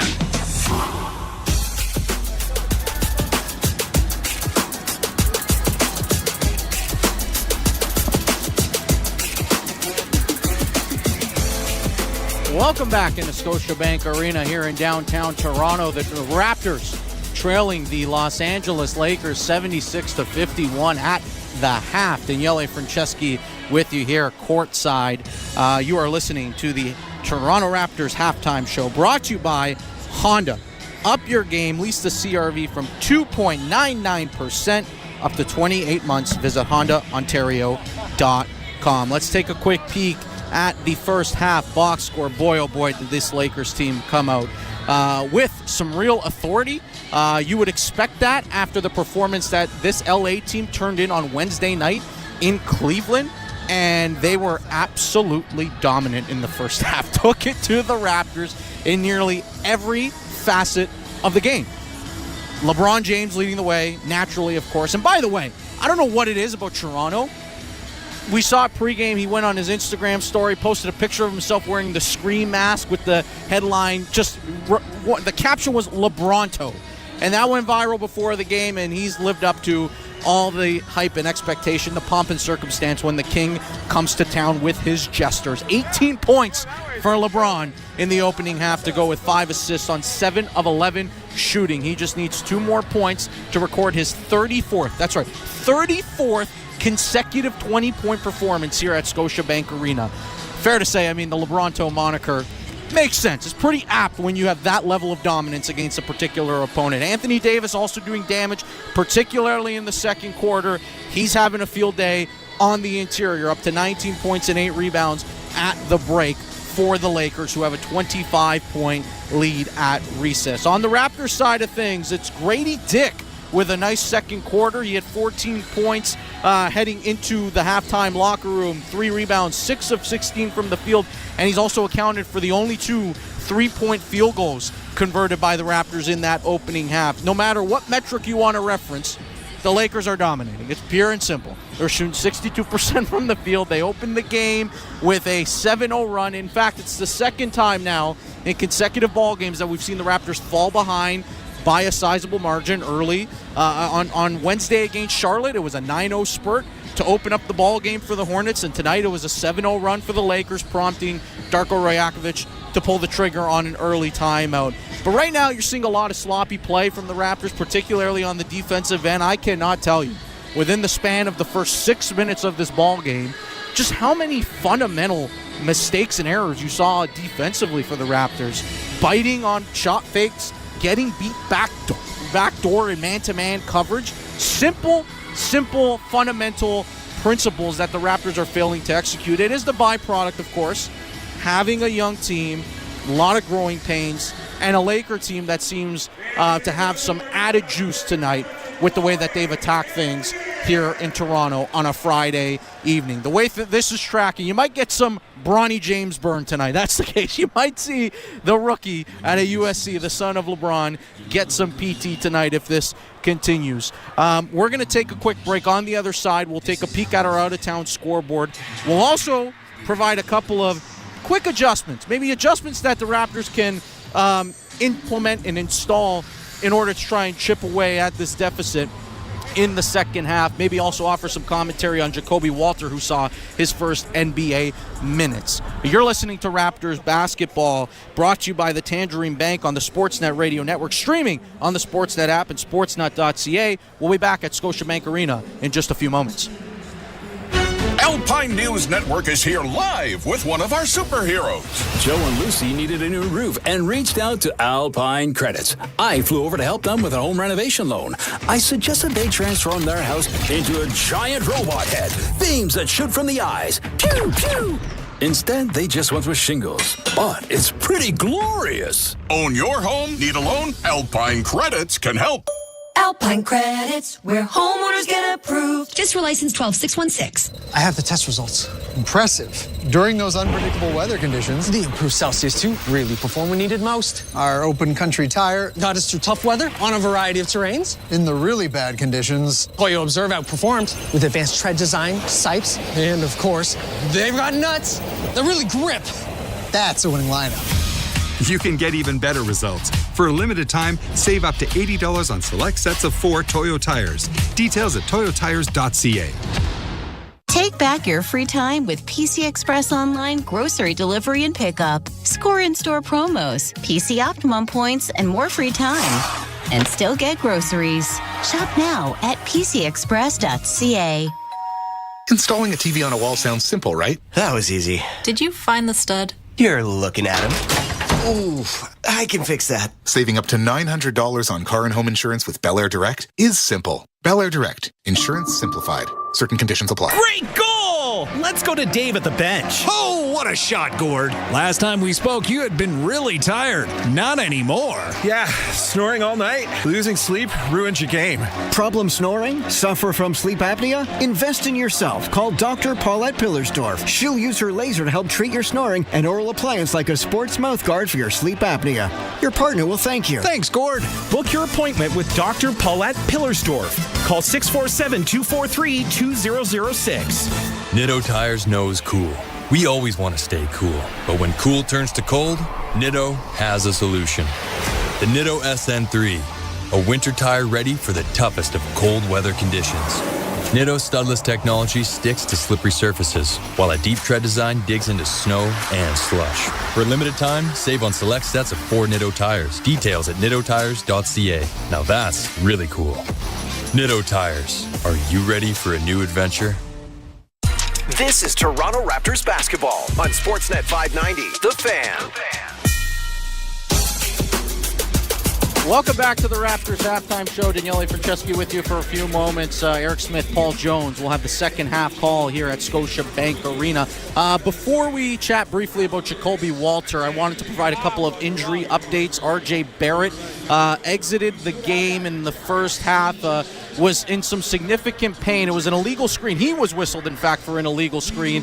Immediately went to the locker room. Good news is, he's out here. He's giving it a go. He's actually getting some shots up at the moment. On the Lakers side of things, you have Austin Reeves, who exited the game in the second quarter, got banged up on a play at the basket, immediately left in some discomfort. He is also out getting shots up, looks to be okay, and obviously something to monitor for the second half. Let's talk about the rookie Jacoby Walter, shall we? The 19th overall pick out of Baylor, the Big 12 Freshman of the Year, saw his first minutes in the NBA tonight, went through an extensive pregame workout, got the final green light from the Raptors medical staff, and it was a bit of a tepid start for him. Some early jitters perhaps, but then had a really nice stint in the second quarter, providing a bit of a burst and injecting some energy on both ends of the floor. We saw him pick up a nice block on Rui Hachimura in transition.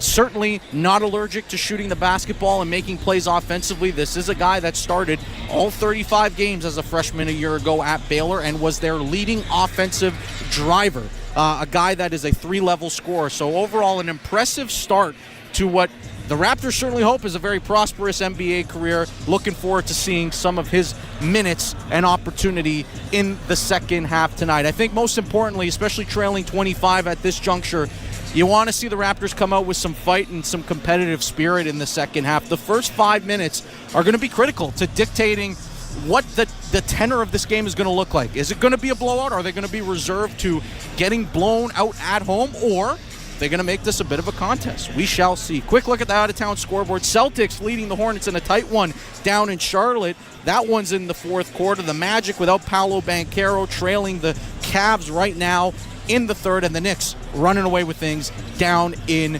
Detroit. Second half action on the way here at Scotiabank Arena. Thank you for listening to the Raptors halftime show with yours truly, Daniele Franceschi. I'll be back with post-game coverage after the final horn. You're listening to Toronto Raptors basketball, brought to you by Tangerine Bank on the Sportsnet Radio Network, streaming on the Sportsnet app and sportsnet.ca. At Desjardins, we speak business. We speak equipment modernization. We're fluent in data digitization and expansion into foreign markets. And we can talk all day about streamlining manufacturing processes. Because at Desjardins Business, we speak the same language you do. Business. So join the more than 400,000 Canadian entrepreneurs who already count on us and contact Desjardins today. We'd love to talk business.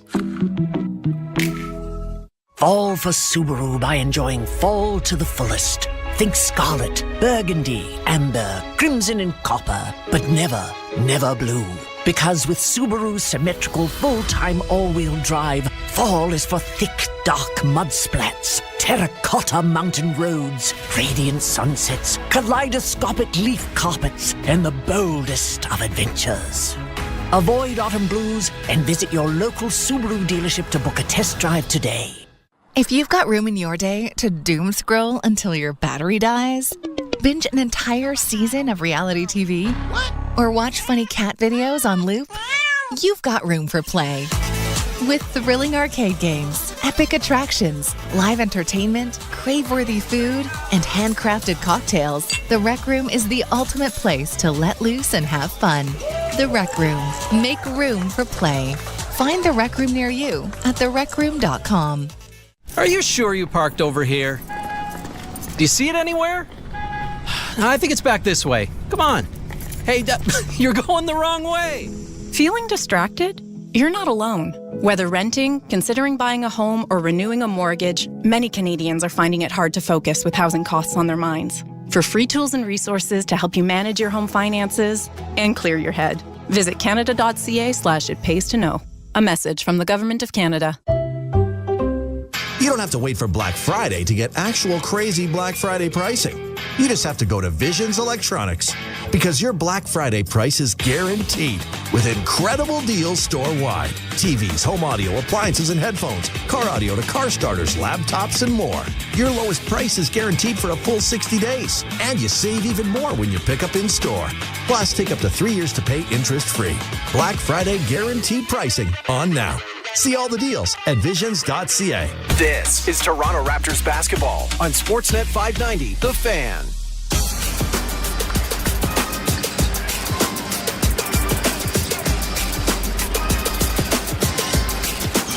Welcome back. Eric Smith, Paul Jones with you. Halftime in the books as the Raptors enter the third quarter trailing 76-51. So needless to say, a lot of work to be done here if the Raptors want to mount the comeback here against LeBron and the Lakers. As Daniele Franceschi told you, some of the numbers at the break. LeBron James with 18 points. Anthony Davis leading the way with 19. Top scorer for the Raptors and the only scorer in double figures. Grady Dick with 14. RJ Barrett, far sideline, opens with a triple for Toronto. It's 76-54. All right, good start, better start than the game. Let's see if they can do something about the defense, allowing 62% in the first half. Davis inside the arc, out on the far side. The Raptors leave him wide open. He steps in and knocks down a jumper from 20 feet.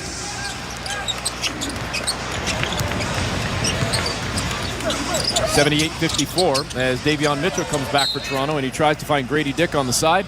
Grady saying that thing was deflected, and Jonesy, it seemed like he might have had a chance to catch that again, and he sort of let it go and then pointed at the officials. No, that was deflected. And it just says exactly what you were talking about earlier in the first half. Don't leave it to the refs. Exactly. Don't, like, if you can get the ball, get it. Barrett tried to rip it away from Davis, couldn't get the ball as Anthony Davis picks it back up. Barrett trying to stay all over Davis, who muscles his way into the lane.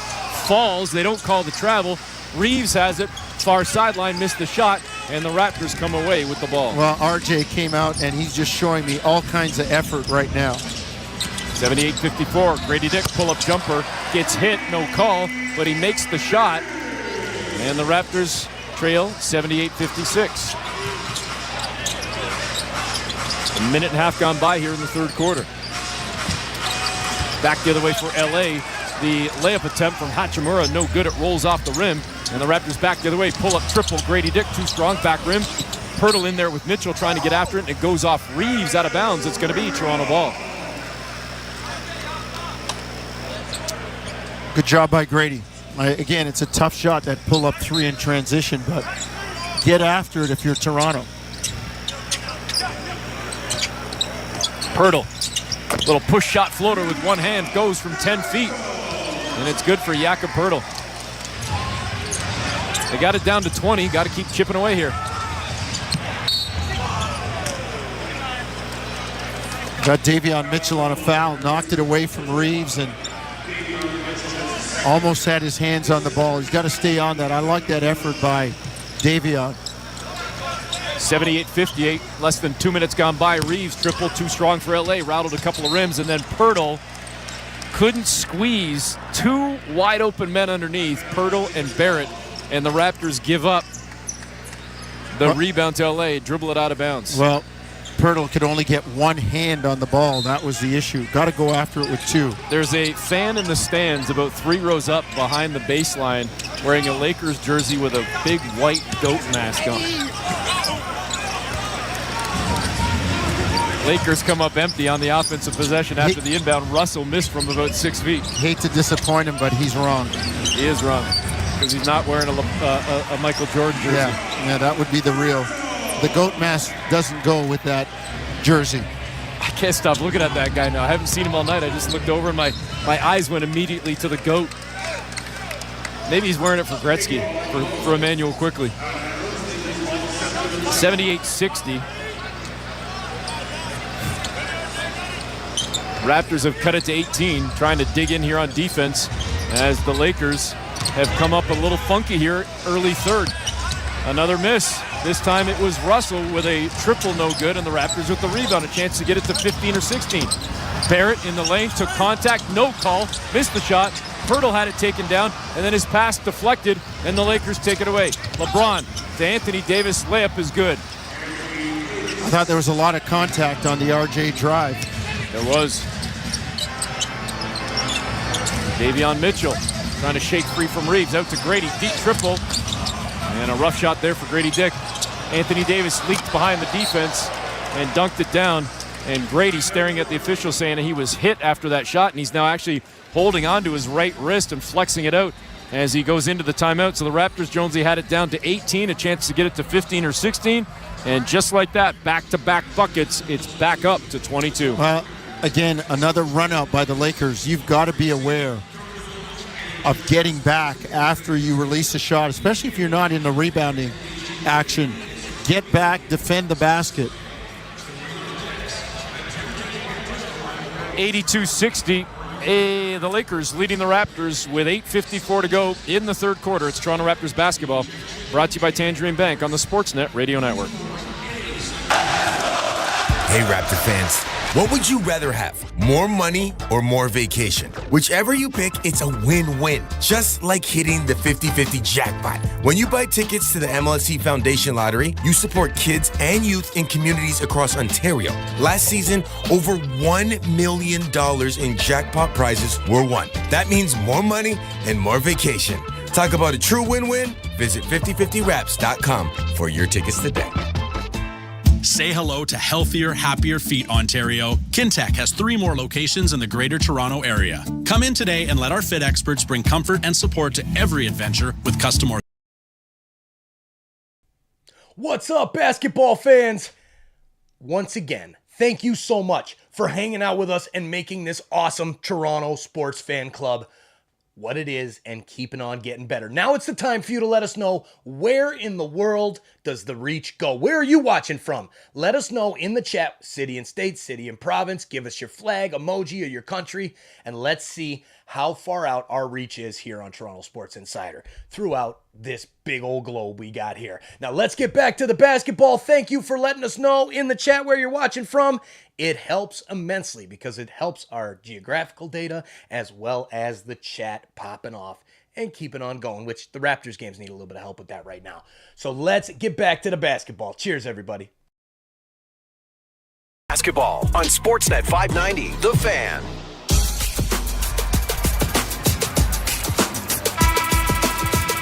Welcome back. Eric Smith, Paul Jones with you.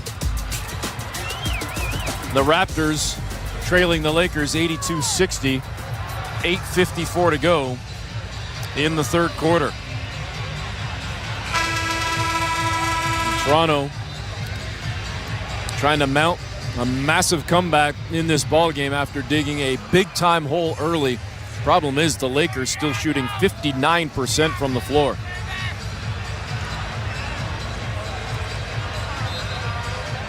Grady Dick with 16 points in the ballgame, 7 of 19 from the floor. He's out there right now with Davion Mitchell, Jakob Poeltl, RJ Barrett, and Ochai Agbaji. The starters still out there for Toronto and for LA. About 3 minutes, 20 seconds into this third quarter. RJ holding the ball a long time, finally finds Davion Mitchell far side. Back out to RJ, decent look at a three. Instead he goes for the entry pass, great decision.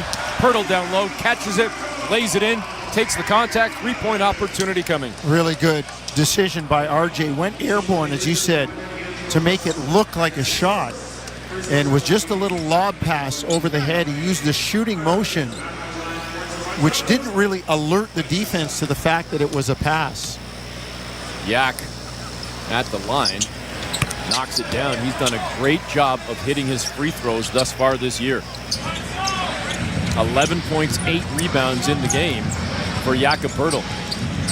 He has matched the 8 rebounds of Anthony Davis, as Davis has certainly had a strong game offensively with a team-high game-high 25. 82-63, Russell above the free throw line, contested by Dick, missed the shot. Raptors get the rebound. Here they come. Barrett, near side, across center, went at Reeves, kicks out. Good look for Grady. Frozen rope, triple is good for Grady Dick. Really nice job by RJ, collapsing the defense and then finding Grady. Raptors have cut it to 16. Muscle up here, get another stop. Grady on the hip of Russell, who goes over to James. LeBron hands it off to Davis near side. LeBron now trying to go down to the block, using that size against Mitchell. Grady comes to help. They kick out to Russell, to Reeves. Misses the three, push in the back by Poeltl. He got away with it on Davis, and we go the other way. Poeltl down Main Street, drives right at Reeves and blows the shot. LeBron gets the rebound quickly down the floor, and Davis lays it in. He got shoved by Mitchell, no call. We go back the other way. Raptors have a 5-on-4. Davis still hasn't got to center. Mitchell, 3-ball, wide open, no good. Rebound to Barrett, lays it in. A flurry of events there as the Raptors again have it down to 16. Well, Poeltl did a nice job on the drive. Got to finish through the contact, though. 84-68. LeBron to Davis, above the arc, pretty much straight away. Holding the ball, surveying, finding LeBron, misses the layup down on the left block, foul though, and James heads to the free throw line. Well, LeBron set the screen and the Raptors got the switch, but they were flat-footed on his cut to the basket.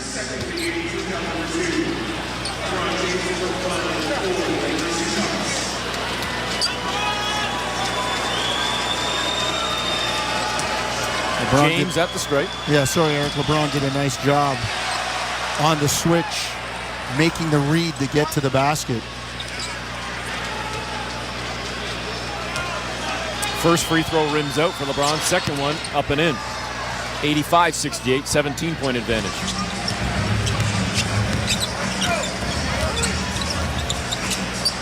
Mitchell, cross court, left to right. Over to Barrett, calling for a screen. Barrett on the far wing, whips a pass over to Ochai in the near corner. Back out on the wing now to Mitchell, in the paint to Poeltl. Poeltl trying to work against Hachimura. Great pass to a cutting RJ Barrett, who dunks it down. Good cut by RJ, great awareness by Poeltl, not forcing up a shot. 85-70, 6:23 to go in the third. Davis spinning away from Poeltl, going all the way to the tin, missed the layup. Late whistle comes and they call a foul on Jakob Poeltl. That's just tough for Jakob out there. Davis, a guy with really good ball handling skills. Remember, he was a point guard in high school, 9th, 10th grade before, at 6'2", 6'3", before he grew to 6'9", 6'10", and I'm still waiting for that spurt to happen too, Jones. Yeah, where he stands now at 6'10". I never got it either. Somehow I missed the memo. I think JR is waiting for it too. Any of us under 6'5". He's got a lot of salad going on back there. Any of us under 6'5" are waiting for that. I didn't know that we were allowing mullets on the broadcast crew now. Hey, if you can do it, do it. Absolutely. He's got the flow. I'm jealous. 86-70. Lakers have pushed the lead to 16. Davis at the line. Second free throw up and clean. It's a 17-point lead. Anthony Davis up to 29 points in the ballgame. Pirtle, Barrett above the arc, goes over to Dick out on the far side. Little ball fake, puts it on the floor, drives in, and pulls up the jumper from 14 feet toward that far baseline. Dick up to 21. Grady doing a nice job. It's taken him a while to get going, but he's starting to knock down some shots. Davis driving, and we've got an illegal screen, a moving screen, as they say. Russell stuck out that hip and wipe out the possession for the Lakers. Gives the Raptors a chance to cut a little bit more here. It's down to 15. Jonesy, it could be down to 12 or 13 right here. Well, you talk about Grady. He started the game 1 of 6. Is 8 of 15 since. Glad you didn't ask me to do the math. Barrett lobs it up to Pirtle in the lane. One catch, one hand finish on the alley-oop layup, and the Raptors have fought back. They've got it down to 13. I need more from the crowd right now. I really do. I know it's still 13, but a lead of 26 has been cut in half, and you still have a quarter and a half to go. And there just seems like there's more purple.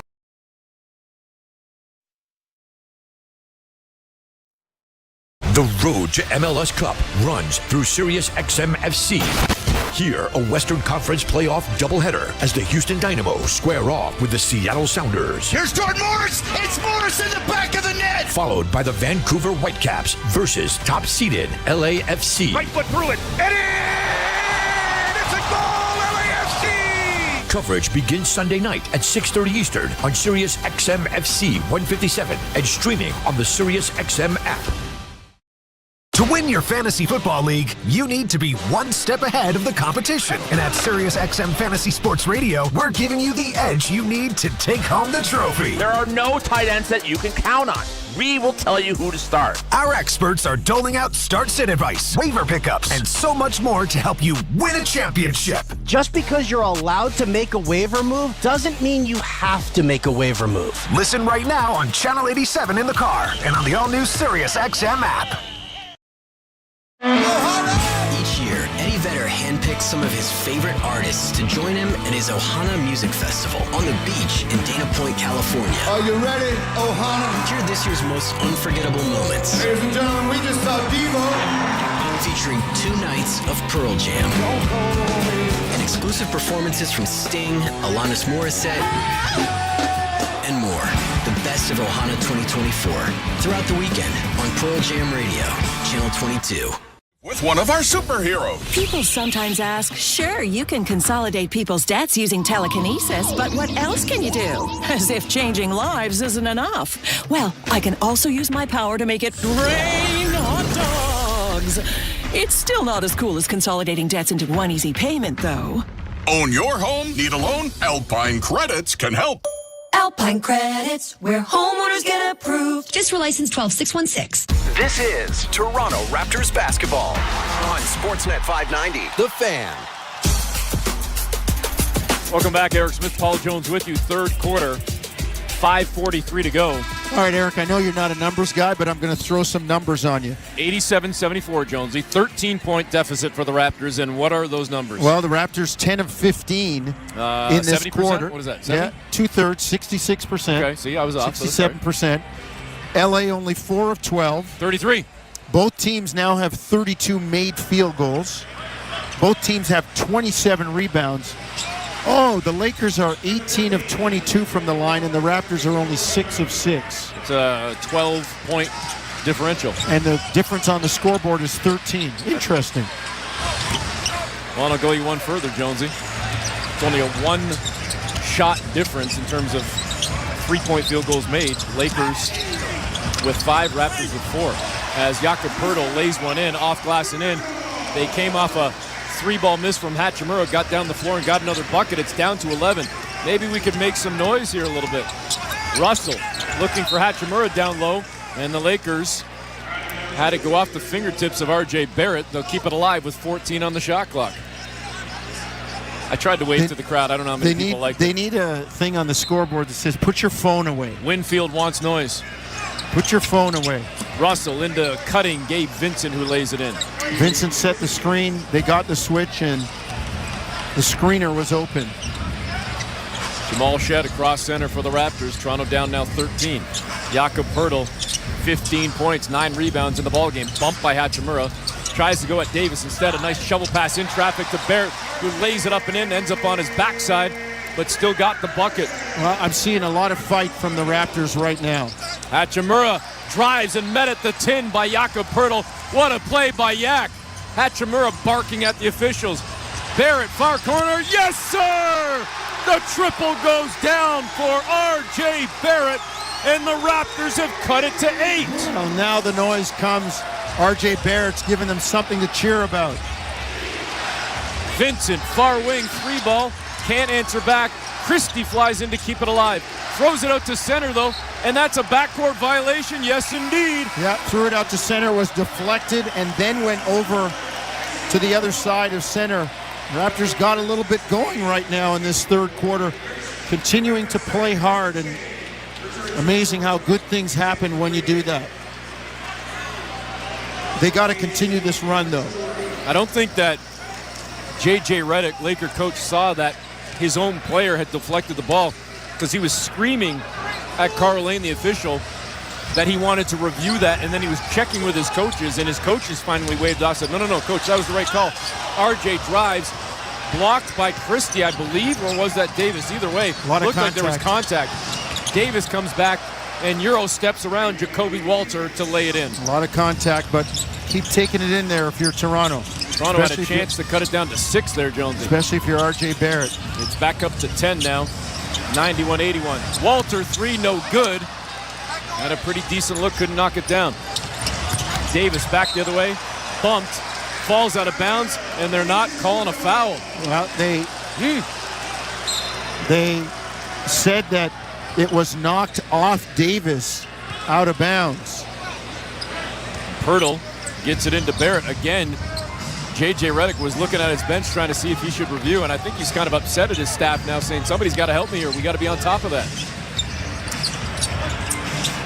Barrett to Poeltl at the free throw line, hands off on the perimeter to Chris Boucher, who launches a triple, missed it, and Walter was fouled trying to go after that rebound. Nice the foul job on the floor, going to keep the possession alive for the Raptors with a fresh 14. Nice job by Jacoby Walter pursuing the basketball. Gabe Vincent with a little bump.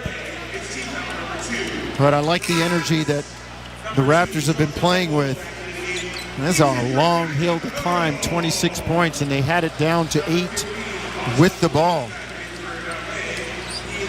And they now have made more field goals than the Lakers. Shed, little stop and go out toward the far wing, and as he got into the lane, they're going to call a reach on Jackson Hayes. Even Jackson Hayes is complaining. Like back in the day, the referees would take complaining from, I don't know, a Jordan, a Pippen, a LeBron a and Anthony Davis can say something. Yeah. The rest? Jackson Hayes, be quiet, play ball. But that's the climate that we're in now. Everybody feels that they can say something. LeBron comes back into the ball game now. Crowd starts to buzz a little bit with James returning. And as James comes back in, R.J. Barrett sits down. Ochai Agbaji checks in. Out there was Shed, Walter, Boucher. As Boucher just got blocked, nope, foul. He was met at the rim. Lots of risk there by Jackson Hayes. A great cut from Boucher, far corner. Jonesy, I look out on the floor right now. And again, I'm not questioning, I'm asking the question. These are the questions we ask, especially early in the season with a young, inexperienced team that needs to get experience. Where's the offense going to come from right now for the Raptors with Mobo, Walter, Boucher, Shed, and Ochai Agbaji? It's got to come collectively because you've had Barrett, Poeltl, Grady play 9 minutes in the quarter. Would you keep one out, though, and try to... If you keep him out now, he might not be any good to you in the fourth quarter. So, yeah, listen, you guys get paid too. You better do something to help us. James drives into the lane, hands it off to a cutting Jackson Hayes. James on the left block, came along the baseline to the right side. Jackson Hayes, who's fouled at the rim on a dunk attempt. And it's going to be 2 free throws for Jackson Hayes, with the Raptors trailing 91-82. Hayes will go to the line for the first time tonight. Attempts 23 and 24 for the Lakers as Hayes knocks the first one down clean.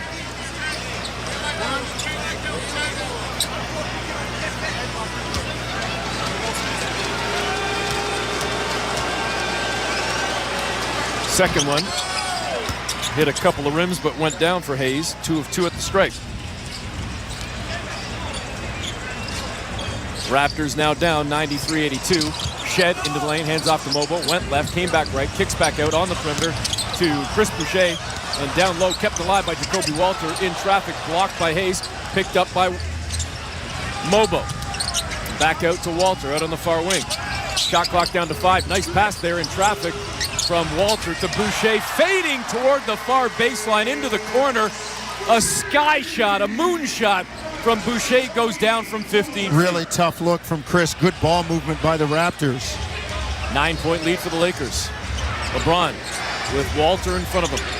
Underhand pass, whips it over far side. Austin Reeves barely grazed iron, but the Raptors couldn't squeeze. Jackson Hayes gets it, tips it out. Now LA misses again under the 10. Another look for the Lakers, and finally on the far sideline, it's tracked down by Walter after the miss from Gabe Vincent. 3 chances for the Lakers. They came up empty. Can Toronto take advantage? Walter was blocked, had the ball ripped away. Listen. And it's off LA out of bounds. It'll be Toronto ball. You're not going to get a call to bail you out. Yep. Especially against LeBron and AD. Don't look for one. Be strong with the ball. Go strong. Make plays. 1:45 to go in the third. Raptors fighting here, down 93-84. Anthony Davis checks out to get a breather for LA. Toronto inbounding from the baseline, far side. It's Shed that gets it into Mobo. Mobo trying to go at Hayes, brings it along the baseline, goes in the near corner to Shed for 3, missed it, and LeBron with the rebound. Toronto just 5 of 24 from distance. Vincent, far corner, drives into the paint, kicks back up top. LeBron, great look, and he knocks it down. 96-84, the lead back up to 12. LeBron has been lethal from distance tonight. 4 of 6, 8 of 12 overall in the ballgame. He's on a run of consecutive 20-point games against Toronto. Shed lost the handle in the lane, dribbles it off his foot, out of bounds, and you can't have empty possessions when you're trying to come back. You just, not only must you get stops, there has to be a quality trip trying to get a score. James, far wing, deep triple, short, rebound to Walter. He turns and brings it up the floor, cross court, right to left to Shed. Shed thought about the 3, lobs it down low to Boucher, who turns, fires, and kisses it off glass. Quick hit for the Raptors. Nice job by Jamal Shed. Now he's going to pick up Austin Reeves full court. Raptors down 10. Reeves gets it across center, just in front of us. Man. Now trying to go at Shed, gets into the lane. And they call the foul. I guess I should explain myself why I said man. Reeves was out at midcourt, dribbling the ball, put his hand at 6 o'clock, waited, and then changed speeds on that dribble. That is the subtle palming, discontinued. That's the one they've got to call, because now Shed's, the defender, sees the hand go under that ball. You're thinking, well, he's going to pick it up. There's going to be a pass. You push up, and he goes by you. 39.2 seconds to play in the third quarter. Lakers leading by 10. Reeves just missed the first free throw, hit the second. The lead is 11. Raptors have done a great job here fighting and battling in this third quarter. They were down by 25 at the break. They trail now by 11. Can they get it into singles before going to the fourth? Walter in the near corner to Boucher. Boucher put it on the floor, finds Mobo at the free throw line, and he drives in, scoops it up, and he missed it with the left hand. Should have been a bucket and one, but it rolled off the rim, and now Mobo's got to earn 2 at the stripe. With Mobo's ability on that move, after he made that quick move, it's a 2-foot jump stop and power up for a jam. That was a great move as he had the defense asleep. One more dribble, jump stop, and he's got a dunk. And we've got a timeout on the floor with 20.9 seconds to play here in this third quarter. Jonesy will keep it here. Again, the Raptors down 25 at the break. They've cut it to 11. It could be down to 9 in a moment, but we've got a replay coming in. It looks like J.J. Redick's going to review this. On Hayes is being challenged by the Lakers. Well, he's been itching to use that challenge at some point in this quarter. And finally going to do so. Let's have a look at the replay ourselves from our TV friends, Jonesy. Oh, pushing the back. 100% a foul. Pushing the back. Now, with the proximal foul rule, there was also contact by Boucher on Hayes. I would say it was after, though. There's the foul. The foul, no, that's a foul in Jackson Hayes. I'm not putting the beard on the line, but I'm pretty convinced that's a foul on Jackson Hayes before any contact from Chris Boucher. Well, I don't think Boucher's contact was the kind that would have him go and have the domino effect contact on Mobo. Like, it looked like Hayes came in, Jonesy, with the left hand and got Mobo on the hip in the lower abdomen area before the contact came from Boucher, which ultimately led to even more contact in the back. They're talking about it, though. I can read the lips of Carl Lane. But look again at the replay that we're seeing, Jonesy, that we can describe to the radio listeners. There's no doubt that there was a push from Boucher, but before the push, which led to me to the second contact, there was initial contact with the extended arm into the gut and hip area. Well, and that's the one that they sometimes let go. And that's what Kelly Olynyk's now saying right to Darko. Yeah. Exactly what I'm saying to you. There was the push and the punch first before the contact. That was long before anything that, as you said, happened with Chris Boucher. And now Darko Rajakovic coming over to look. We're seeing the replay yet again. There's the contact. The initial contact was by the left hand of Hayes on the waist of Mobo. Like, that was the first foul call. The official's still talking about it for a long time. Yeah, I don't like the way they're talking about it if you're a Raptor fan. And Kelly Olynyk's got the stink face on right now, standing about 10 feet from the officials. I don't know if he's reading lips or what. Rodney Mott, Carl Lane, and Jenna Schroeder, the officials. But there was a foul on 100%. Hayes. He reached out on the initial drive. There was a foul. Monty McCutcheon talks about. I think Rodney Mott just threw up 2 fingers, so we'll see. The call on the foul has been overturned. The foul is not on Hayes. The foul is now on Vincent. So it's a successful challenge. You're still shooting 2 shots. They maintain their timeout. Okay. So I didn't even see Vincent in the play doing anything. I wasn't looking at Gabe Vincent in the picture at all. So a successful challenge because the foul wasn't on Hayes, but quote-unquote unsuccessful because there still is a foul on the Lakers, so Mobo's still getting free throws. And that's what this new rule. Oh, boy.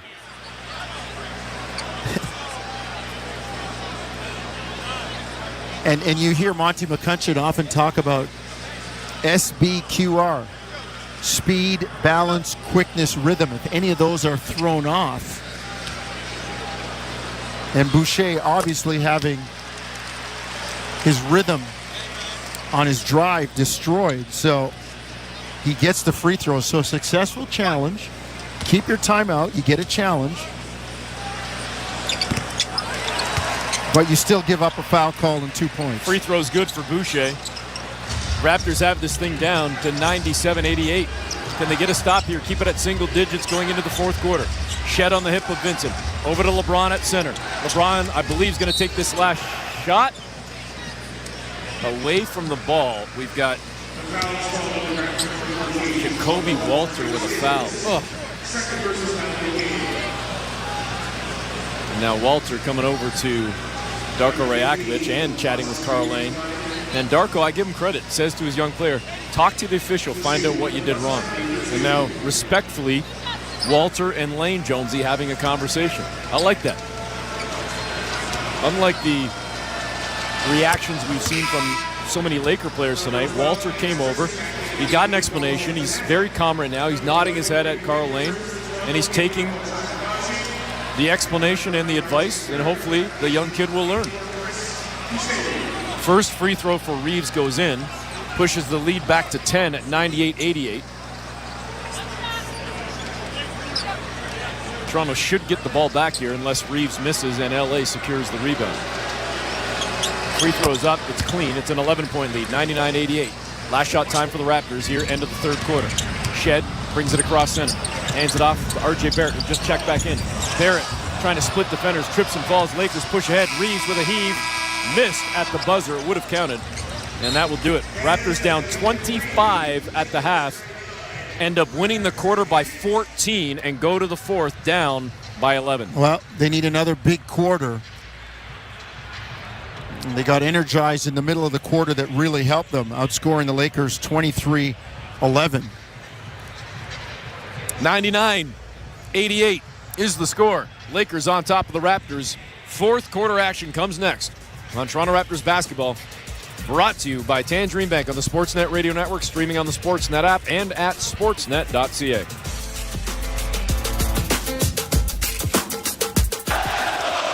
Hey, Raptor fans, what would you rather have? More money or more vacation? Whichever you pick, it's a win-win. Just like hitting the 50-50 jackpot. When you buy tickets to the MLSE Foundation Lottery, you support kids and youth in communities across Ontario. Last season, over $1 million in jackpot prizes were won. That means more money and more vacation. Talk about a true win-win? Visit 5050raps.com for your tickets today. Getting my Honda CR-V has opened the door to adventure. With Econ Mode to maximize fuel efficiency, I'm free to explore. And with tons of cargo space, it's easy to pack for getaways. My dog, camping gear. It's like I've discovered a wild, adventurous side of me. Alice is excited too. Lease the CR-V LX two-wheel drive for $99 weekly at 2.99% APR for 28 months with $2,000 down. Offer includes $1,500 lease bonus. OAC conditions apply. See HondaOntario.com. Experience the new modern Mexicana menu at Mucho Burrito, like pineapple pork al pastor, tender pork, pineapple salsa, and al pastor sauce with a zesty kick. Get it as a taco trio for only $9.95. Or the bold, smoky flavor of our guajillo grilled chicken in a burrito for only $11.75. Get them all in your choice of burrito bowl or taco. And save room for new churro fries, loaded nachos, and taquitos. The new menu at Mucho Burrito. Love what you eat and love Mucho. Prices may vary by location. This is Toronto Raptors basketball on Sportsnet 590, The Fan. Welcome back. Eric Smith, Paul Jones with you. 12 minutes to go in the ball game. Getting set to start the fourth quarter. The Raptors trailing 99-88 as the Raptors outscored the Lakers 37-23 in that third frame. Jonesy, the last two quarters, Toronto has put up 32+. It's that first quarter that's sticking out like an ugly duckling right now when the Lakers jumped out to a 43-19 lead. LeBron over to Hachimura. Dangerous pass. It's down on the floor. Raptors go after it, wrap up the ball. RJ Barrett jumped on top of Hachimura. Why not? And we're going to have a jump ball. Davion Mitchell with the hands there. Box out situation for the Raptors now on the jump ball. Stand beside somebody and jump in. And the Lakers win the tip. They work it over to Connect on the wing near side. Missed the triple, high rebound. Walter went way up for that thing to secure it. Great job by Mobo, keeping Jackson Hayes off the glass. Abaji over to Walter on the wing far side. Three ball no good. Had a great look. Toronto has shot themselves in the foot tonight from distance, shooting just 20%. And again, a lot of those really good looks like that one moments ago. 99-88, baseline far side. Jumper for Reeves. Had a great look. Couldn't get it to go. And it rolled off the rim. Barrett drops it to Mitchell. Three ball. Finally, it goes down for Toronto. And the Raptors again have cut it to 8. Time for a hold. Time for a couple of stops here. LeBron Whips a cross-court pass right to left over to Hachimura. Misses the three ball, pulled down by Hayes. Back out to LeBron. On the near sideline, Ochai on his hip. LeBron, see if he's going to back his way down. Now spinning into the paint. Went left, came back right, turns, fires off 1 foot, missed it. And nobody goes after the rebound. It ends up back to LeBron, who hits a triple. Toronto can't let that happen. Well, Abaji leaked out. LeBron missed the shot, and he ran towards the other end. Somebody else got to step up. There's long shots, long rebounds. Somebody's got to secure that rebound. Mitchell to Barrett on the near side, driving. Kicks back out. Mobo, far side. Over to Mitchell. Mitchell down Main Street. Back over to Mobo. Far corner. Walter running floater on the baseline. No good. Mobo cleans it up again. Comes up and under the tin. Missed the layup. Fouled by Hayes. Into the free throw line will go Jonathan Mobo. Mobo doing some nice work on the offensive glass. But there's one of those that we talk about, Eric. Give up a three at one end. I mean, it was an 8-point lead. It's an 8-point lead. Should have been your ball. Your ball. Chance to cut it to 6 right, or 5. And instead it's 11. And now Mobo misses the free throw. And it's just the second miss of the game. But the free throw is still a major issue in terms of the disparity. The Lakers 23 of 28. The Raptors 9 of 11. Lakers have almost tripled up the Raptors in terms of attempts, and they have more than doubled the Raptors in makes. In fact, 13 more free throws made, and it's a 10-point lead. Hayes hands off to LeBron. Inside the arc, far side. Mobo gets up under LeBron's chin. James looks up at the clock. Shot clock's down to 3. Triple teamed as he turns, fires, misses the shot, and he's fouled with 2.3 seconds on the shot clock. And they're going to call it against Mobo.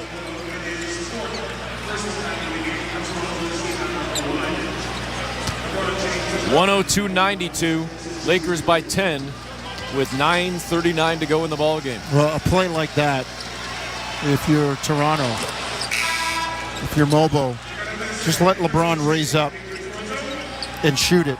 Challenge a shot. Don't jump forward or bank on the fact that maybe his timing is off or he's going a little bit quicker than normal and you're going to get a break.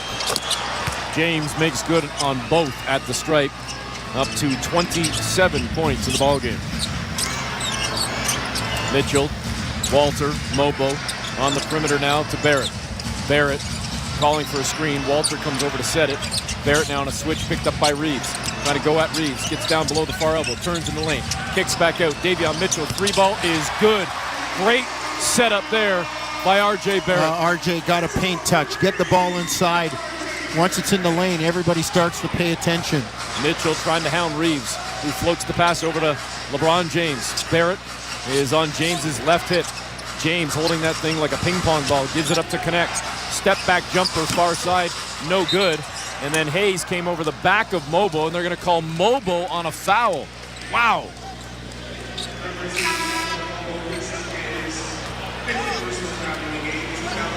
A fifth foul on Mobo, and Mobo thought that he was just boxing out. Mobo's going to check out now as Pirtle comes back in. They got some good play out of Mobo. Defensively.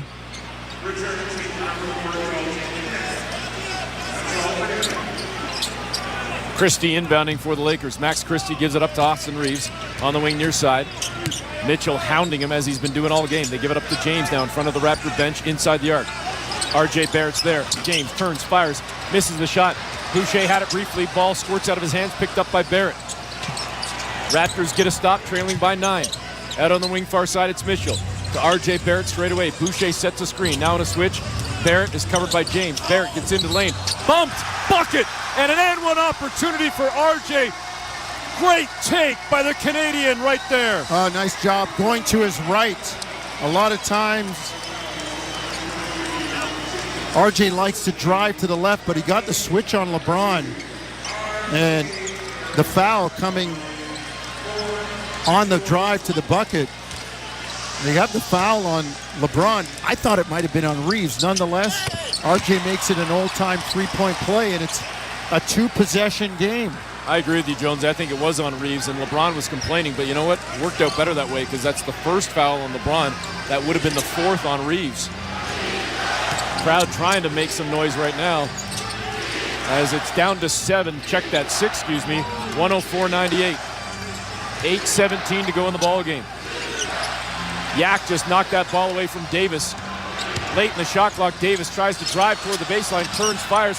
Contested shot, no good, but the Lakers get the rebound. Great job by Max Christie. Came from out of bounds. And he came from out of bounds, no doubt, Jonesy. He came from out of bounds. And Jama Malalela is right on top of that, screaming out to Jenna Schroeder.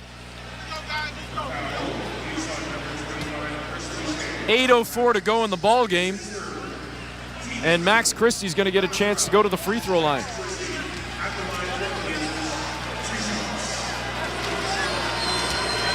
Christie at the free throw line. Knocks down the first free throw. And Jones, we just saw the replay, and you're 100% right. Soapbox out. That is something I've been complaining about for years. They don't see the guy coming in from out of bounds because they're looking at the basket, and they called a foul up high when, in fact, the guy was standing out of bounds. And instead of being Toronto ball, they give up 2 free throws. And the lead grows to 8 when they could have had the ball down 6 with a chance to cut it to 3 or 4. That's one that the table should be able to review. Barrett misses the 3, and Davis secures it for the Lakers. That's the one that the table reviews and says, take it away. And now they've got a jump ball on Hachimura. He was tied up, but he traveled. Yeah, he took 3 steps. He traveled. He hopped off the left foot. Darko was looking for a travel on LeBron James out near center court that the officials let go as well. Yeah, you'll get that one when the Comet comes by. Next time the Comet comes by, you'll get a travel on LeBron.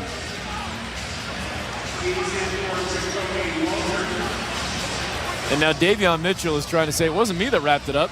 It wasn't me. Well, maybe they can go back. Maybe they can go back and look at the replay, and then they'll see the travel.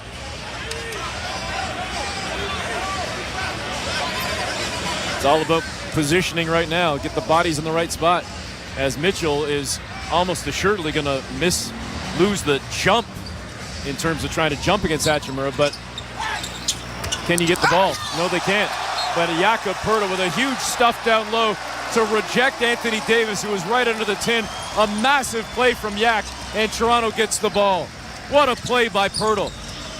106-98 with still tons of time. 7:35 to play. Raptors trailing by 8. Mitchell whips a pass over to Barrett, who had left his spot in the near corner right in front of the Laker bench. That's on Davion. You're the point guard. You make sure. You can't pass that ball with one hand off the dribble. Got him unofficially with 3 turnovers. Lakers could push the lead to 10 or 11. Hachimura far corner is good. The 3 ball, and the lead is 11. So moments ago, Toronto could have had the ball and a chance to get it to 3 or 4. Instead, a mini 5-0 run for the Lakers has cut it, or increased it, excuse me, to 11. A dunk from Boucher chops it to 9 as he came along the baseline with a 2-hand flush. There's still lots of time. The Raptors just need to keep playing, try to get some stops. Toronto has actually made 4 more field goals in this game, Jonesy. Far corner, same spot, same result. Another Hachimura 3 ball. And a timeout for the Raptors. Darko really upset. The penetration and then the kick into the corner. And that's a practice shot for Hachimura. 112-100 with 6:49 to go in the ball game. The Raptors trailing by 12 on Toronto Raptors basketball. Brought to you by Tangerine Bank on the Sportsnet Radio Network, streaming on the Sportsnet app and at sportsnet.ca. At Tangerine, we're fans of fans who are invested in the game. Like Gary, who lies with reckless abandon every time he's invited out on game night, so he doesn't have to miss game night. Sorry, it's mating season for my pet squid. My e-scooter is out of gas. I ate a beanless burrito? My shoulder blade feels dull. I'm traveling to the 16th century? That's how Gary fans. And we're fans of Gary. This is how we fan. Tangerine, the official bank of the Toronto Raptors. As fall approaches and birds head south, a different kind of bird emerges. The Subaru. While migratory flocks seek warmth, Subaru's symmetrical full-time all-wheel drive keeps drivers soaring through the wild. During the migrating season, Subaru's hunger for adventure grows exponentially, driving the intrigued radio listeners to fall for Subaru at their local Subaru dealerships, experiencing an adventure of their own. So migrate to your local Subaru dealership to book a test drive today. Monday nights are hockey nights. That's right. There's a new exclusive home for the NHL, and it's on Prime.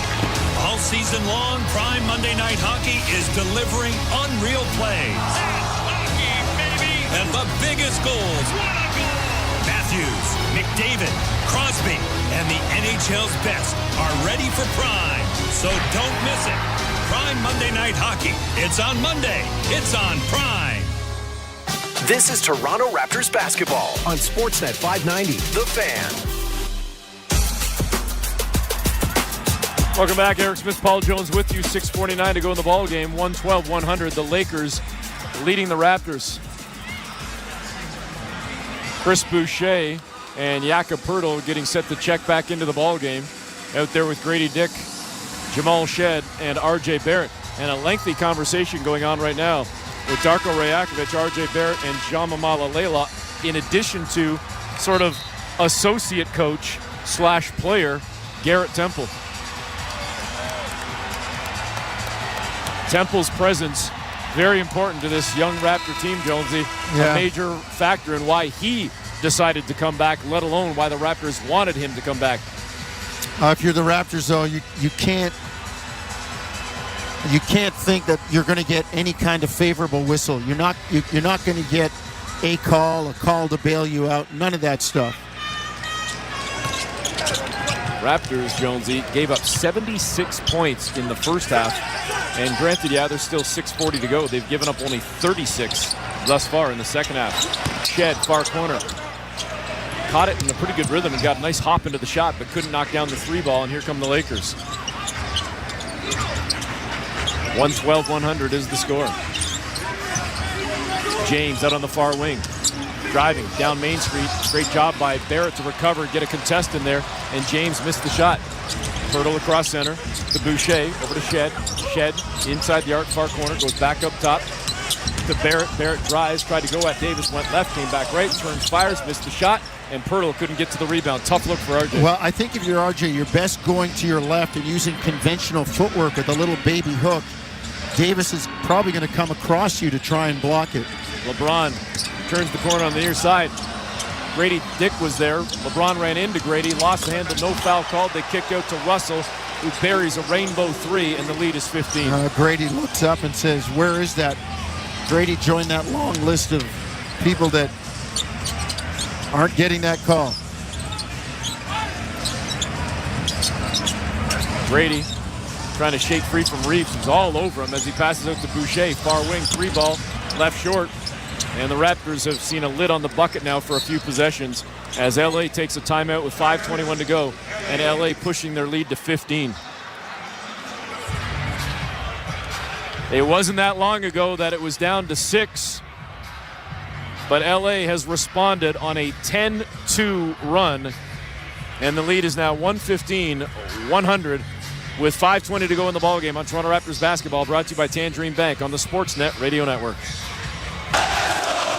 Hey, Raptor fans, what would you rather have? More money or more vacation? Whichever you pick, it's a win-win. Just like hitting the 50-50 jackpot. When you buy tickets to the MLSE Foundation Lottery, you support kids and youth in communities across Ontario. Last season, over $1 million in jackpot prizes were won. That means more money and more vacation. Talk about a true win-win? Visit 5050raps.com for your tickets today.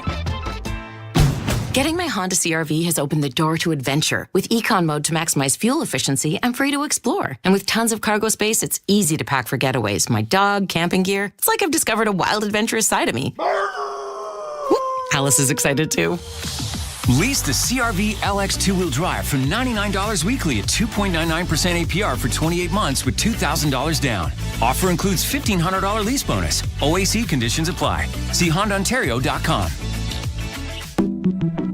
At Desjardins, we speak business. We speak startup funding and comprehensive game plans. We've mastered made-to-measure growth and expansion advice, and we can talk your ear off about transferring your business when the time comes. Because at Desjardins Business, we speak the same language you do, business. So join the more than 400,000 Canadian entrepreneurs who already count on us and contact Desjardins today. We'd love to talk business. This is Toronto Raptors basketball on Sportsnet 590, The Fan. Welcome back. Eric Smith, Paul Jones with you. 5:20 to go in the ballgame. The Raptors trailing 115-100. Jonesy, still time, but do you think the Raptor push has come and gone, or do they have another one in them? I don't know if they have. Well, I'm sure they have another one in them. The question is the push large enough to get over the hill? And they're going to have to probably make some threes and get some stops. I mean, LA has 2.5 times as many free throws than Toronto. 32 free throw attempts for the Lakers to the 13 for Toronto. Raptors have been whistled for 23 fouls tonight, the Lakers 15. Toronto has scored 2 more field goals, 41 to the Lakers 39, but LA with 3 more triples, so there is a 9-point differential even on the perimeter. Reeves driving on the far side, misses the scoop. He's on the baseline. Raptors with the rebound. They come back the other way with numbers, 5-on-4. Pirtle lays it in. Reeves is banged up again, never even made it past center court, and he's hobbled on offense right now. He's camping out in the corner right in front of the Raptor bench. Toronto trailing by 13, 115-102. D'Angelo Russell out toward the far sideline. He's had an efficient night tonight, 5 of 10. Vincent faked the pass and missed the 3 ball. He kept it himself, and Hachimura couldn't get it. The Raptors have it. Grady Dick across center. Crosses up Reeves, driving, goes to the tin, scoops it up and in. Great job by Grady. Took advantage of Reeves right there. Grady with 23 on the night after a slow start where he was 1 of 6. He's 9 for 16.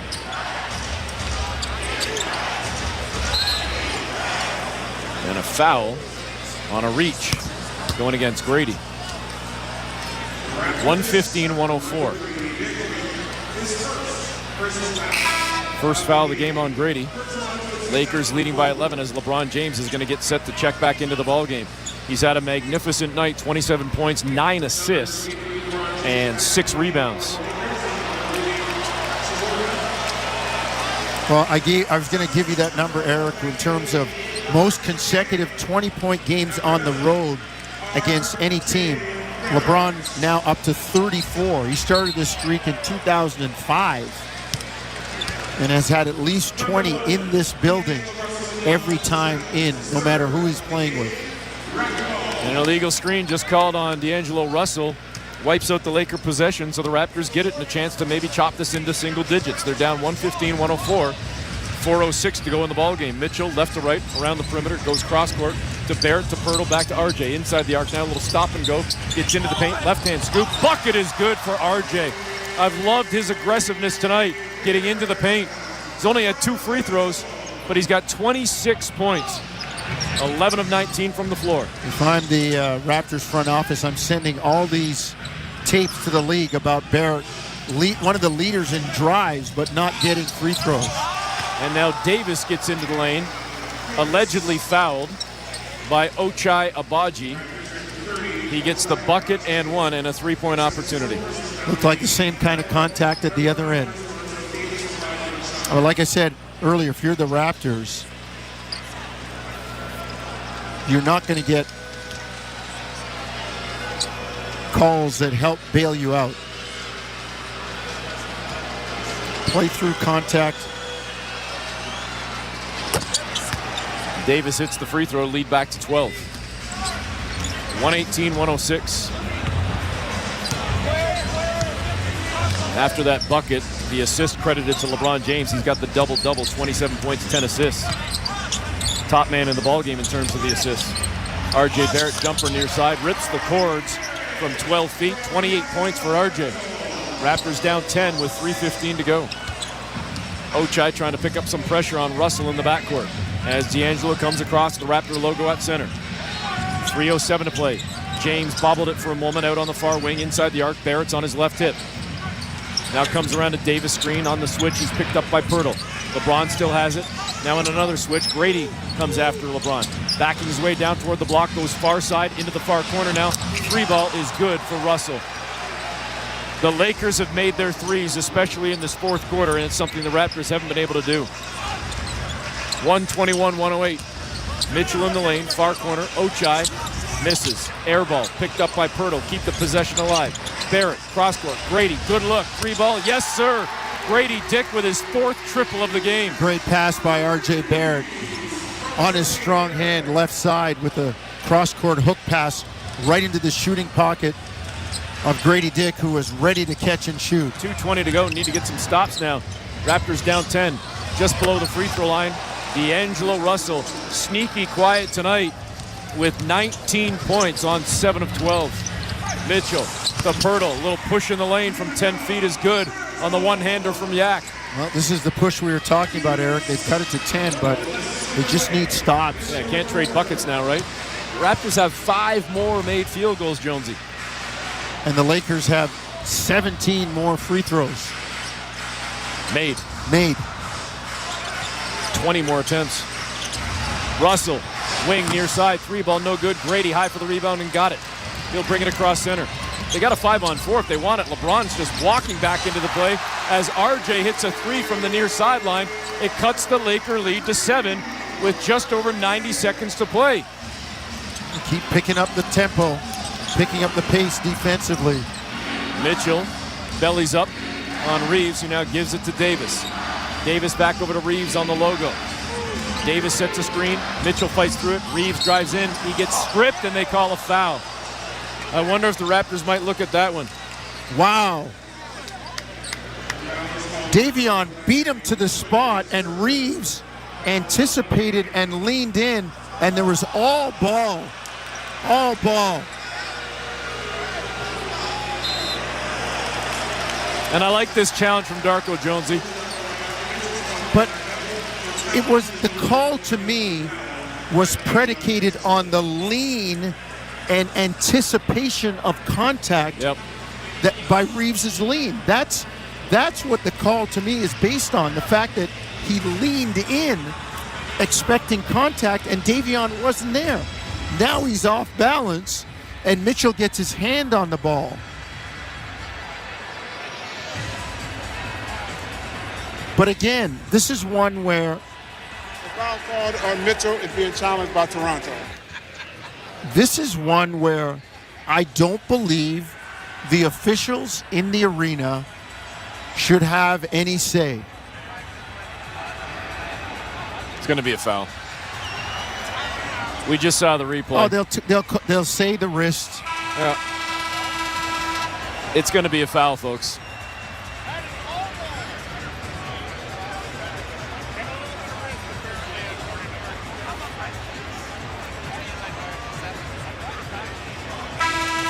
.115 to play. Boy, 123-116. The top angle looks like a lot of ball, but the other angle looked like he got wrist.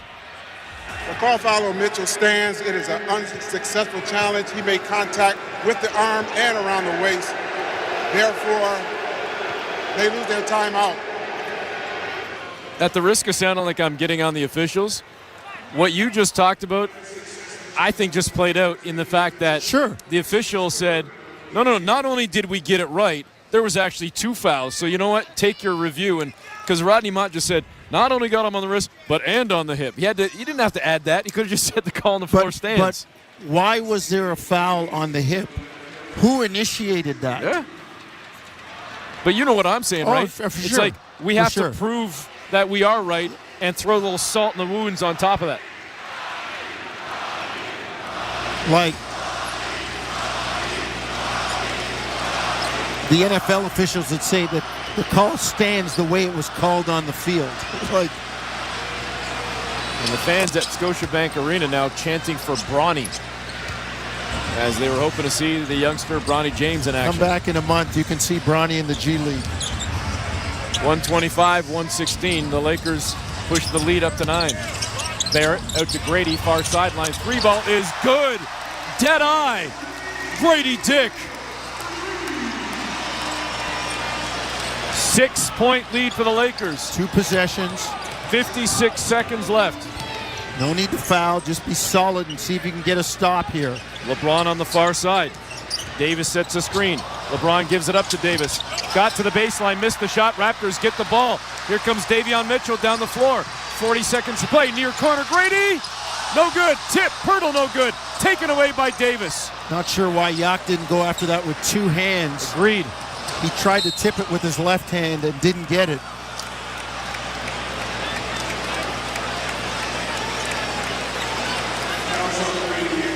Instead of securing the rebound, Jonesy, Yak tried to tip that thing back in and just came up short.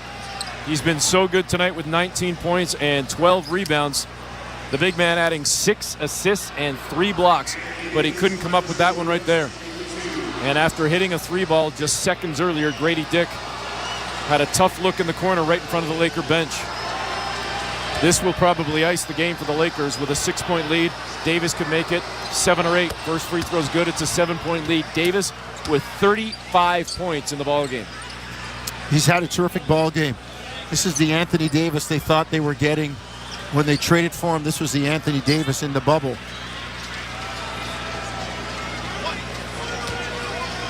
$126-119. 7-point lead. Davis wants to make it 8. Darko's going to call a timeout if it goes in. Free throw is up and clean, and there's the timeout. 127-119. Jonesy, let me ask you this. Listen, I hope I eat my words. It's an 8-point lead for the Lakers. I think it's probably over, okay? But it's only 6 games into the season. The Raptors look like they're probably going to be 1-5.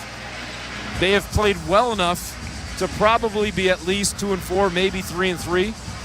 At what point, though, do you look at this and say these are great learning opportunities, these are great chances for Toronto, but at the same time, the residue of winning, the flip side of that is the residue of losing, especially with young players, and you suddenly look down and maybe you're, 2-8 after 10 games, and what kind of an impact does that have on a young team? I think they need some wins for the confidence. They can feel they're getting better, they can see they're getting better, but they have nothing in the left-hand column to prove and show that. So they've got to find a way to make some notches in that left-hand column, find a way to get some wins for their confidence to help keep the process going, keep the fight going. Like I said to Ailish and Justin on the pregame, we're talking about all the rubble when you renovate your house. But after a couple months, you're not going to live in the house, but you want to see some framing, you want to see some drywall, you want to see some progress. And the only way it's measured tangibly is by wins, even though you're getting better. Raptors inbound from the far side. Pirtle holding onto it right now, gives it up to Barrett. Over to Grady on the far wing. Grady splits defenders, goes at the 10, lays it in. It's back-to-back 30-point nights for Grady Dick. 21.6 seconds to play, and it's again down to 6. Raptors need the ball. And J.J. Redick's going to take a timeout. 127-121. Raptors showing us some battle again tonight. It looks like it's going to come up short. Toronto, Jonesy, 50 of 105. 105 field goal attempts, shooting 48%. 105. Yeah, it's a lot of... What's the franchise record in regulation? That's a lot of looks at the basket. 105 field goal attempts. My goodness. And efficient, again, 48%. And that's saying something considering the start they had after the first quarter when they scored only 19 points. And I can't even find my box score. What did they shoot in the first quarter? I think it was like 30%. Wasn't good.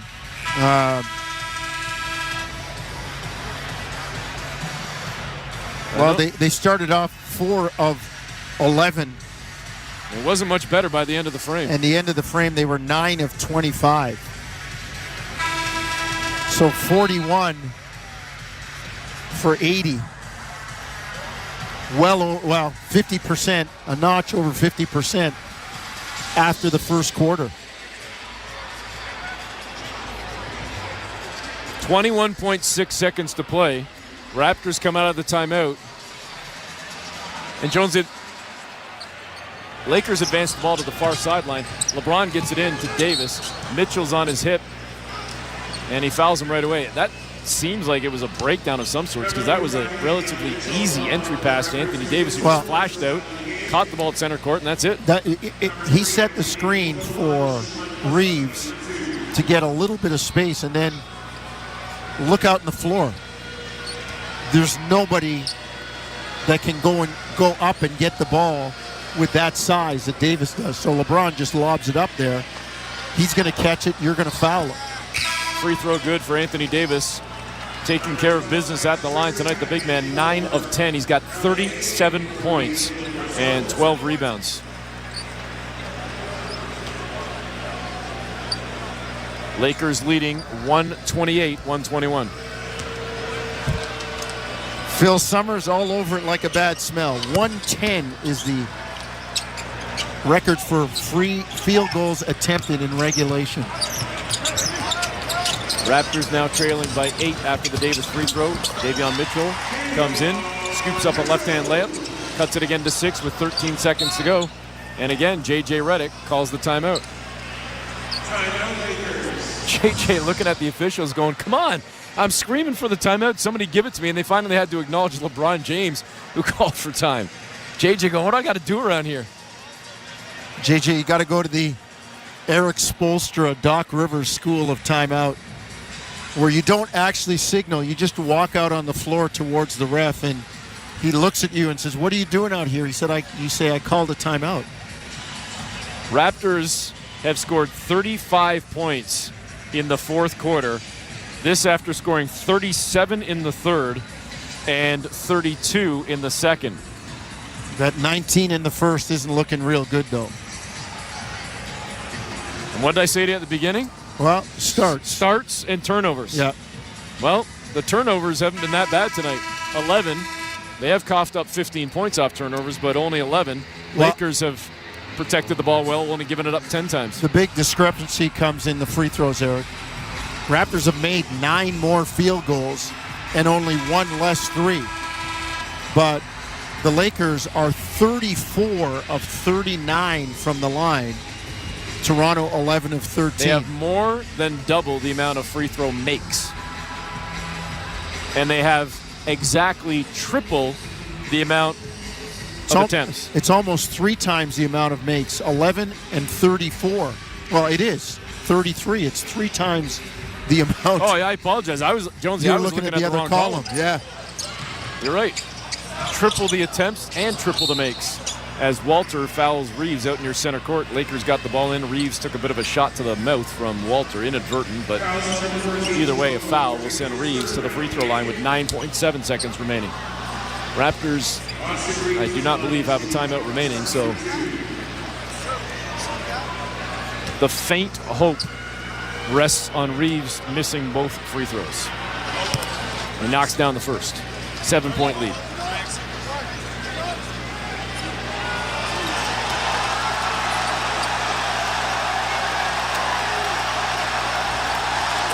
Second free throw in.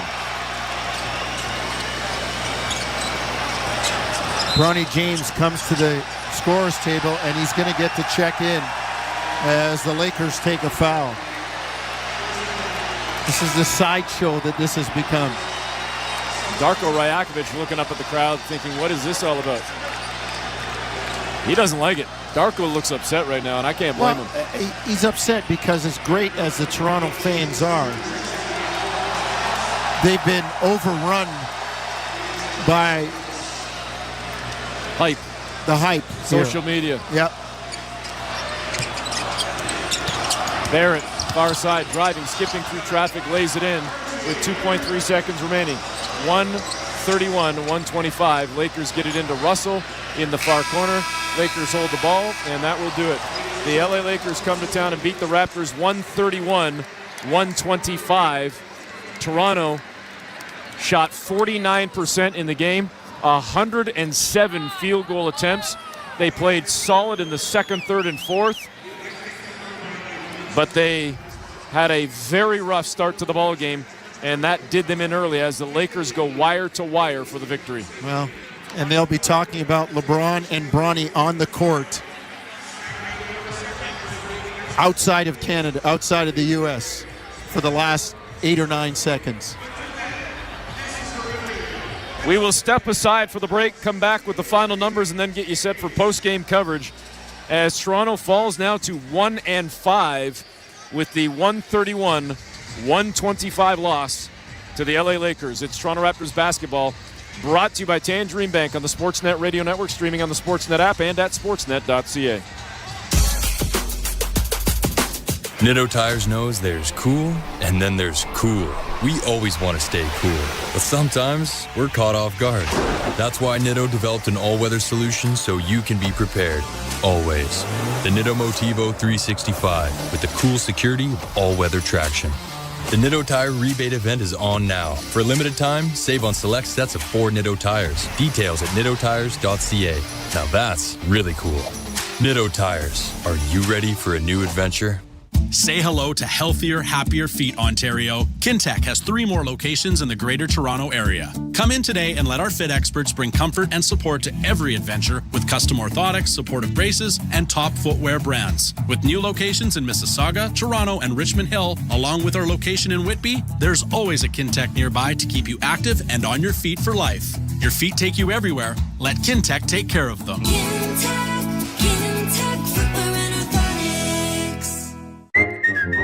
Desjardins Insurance cares a lot about their clients. In fact, it's packed with such a ginormous amount of vast and substantial care that's bursting with even more whoppingly humongous and colossal care. You might be a little surprised when we tell you that all of that care fits in the palm of your hand. With the Desjardins Insurance mobile app, you'll get a big hand with 24/7 paper-free access to all of your home and auto policies, including your digital pink slip. Get insurance that's really big on care at desjardins.com/care. You don't have to wait for Black Friday to get actual crazy Black Friday pricing. You just have to go to Visions Electronics, because your Black Friday price is guaranteed with incredible deals store-wide. TVs, home audio, appliances and headphones, car audio to car starters, laptops, and more. Your lowest price is guaranteed for a full 60 days. And you save even more when you pick up in-store. Plus, take up to 3 years to pay interest-free. Black Friday guaranteed pricing on now. See all the deals at visions.ca. This is Toronto Raptors basketball on Sportsnet 590, The Fan. Welcome back. Eric Smith, Paul Jones with you.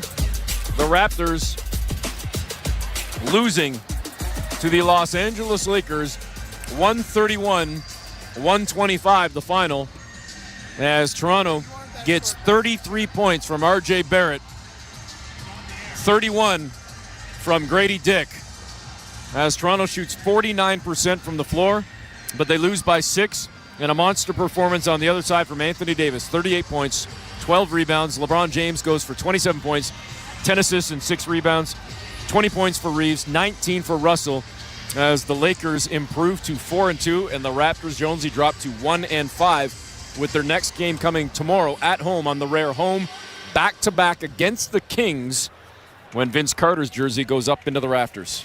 But this was a tough one. Yeah, it was a tough one. It was a slow start. Tough defensively. I mean, you give up 43 in the first quarter, and you fight back. I mean, it's a single-digit game, like you said, Eric, by the time it's all said and done. But there's just too big a hole to climb out of if you're the Raptors. They were better with a bunch of stuff tonight. They didn't turn it over. They didn't give a lot of points off turnovers. Ton of assists. They shot the ball well. Another game where, you know, they have 35 or more assists. Out-rebounded the Lakers by 1. Everything, and the thing that I would point to is the slow start and the free throw discrepancy. I mean, that's big. That's something you always have to kind of take into account whenever you play the Lakers, you're not going to get the whistle. That's all there is. It's just, they curry favor with the officials. So you're going to have to play through stuff and be battle-tested enough to get it done without any help from anybody outside. Raptors again losing tonight to the Lakers, 131-125. Our next broadcast will be on Monday when the Raptors get set for the Denver Nuggets. Next game for the Raptors is tomorrow night against the Sacramento Kings. Again, Vince Carter's jersey going up into the Raptors, and hopefully, more importantly, no disrespect to Vince, the Raptors can get back on the winning track as they're now 1-5, looking for their second win of the season tomorrow when they host Sacramento. Thanks to everybody involved in the broadcast back at Raptor Central and down here at Scotiabank Arena. Post-game coverage is coming up next with Daniele Franceschi. Thanks for tuning in to Toronto Raptors basketball, brought to you by Tangerine Bank. This is how we fan. Tangerine, the official bank of the Toronto Raptors, right here on the Sportsnet Radio Network.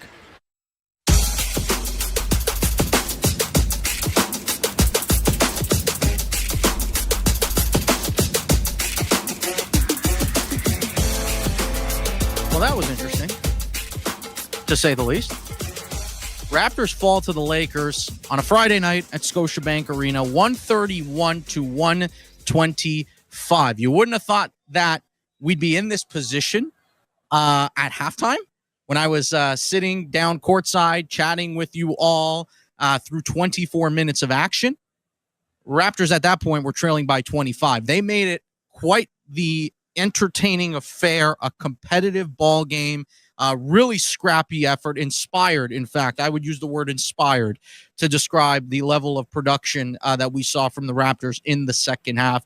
Unfortunately for them, they do still fall short on this night to the LA Lakers, 131-125. Toronto now 1-5 through their first 6 games of the season. Welcome into our Raptors post-game show here on the Sportsnet Radio Network. Daniele Franceschi live from Scotiabank Arena here in Toronto. Text line is open, 590-590. Please include your name and location. Would love to hear your feedback on tonight's performance by the Raptors, the scrappy effort in the second half, a valiant comeback effort that just fell short. I mean, Grady Dick had a look from three, a corner three, in the final 30 seconds that would have cut the deficit all the way down to 3. Rattles in and out off the front iron, and the Lakers were able to put it to bed with some free throws. Before we dive into some of the main talking points stemming from this game tonight, and certainly I think there's ample to discuss as it relates to the likes of R.J. Barrett, Grady Dick, who yet again was solid. Both of those gentlemen had really, really impressive games. The debut of one Jacoby Walter, the rookie out of Baylor. Before we do any of that, that's the fun stuff. Let's get the most topical thing out of the way. And I hate that I have to start here. Bronny James subs into this game with 7.6 seconds remaining on the clock. 7.6. Now, even if we want to backtrack a little bit further, go back to about I think it was the 4.5 minute mark, around there maybe, give or take. Again, don't, give me some grace on that. I'm trying to remember. JJ Redick, up 15, decided, let me park LeBron back on the bench. And promptly, the Raptors decided to go on a 6-0 spurt, get it back to single digits, which prompted JJ Redick to turn back to that bench and put LeBron right back on the floor. He probably shouldn't have left the floor to begin with in that situation.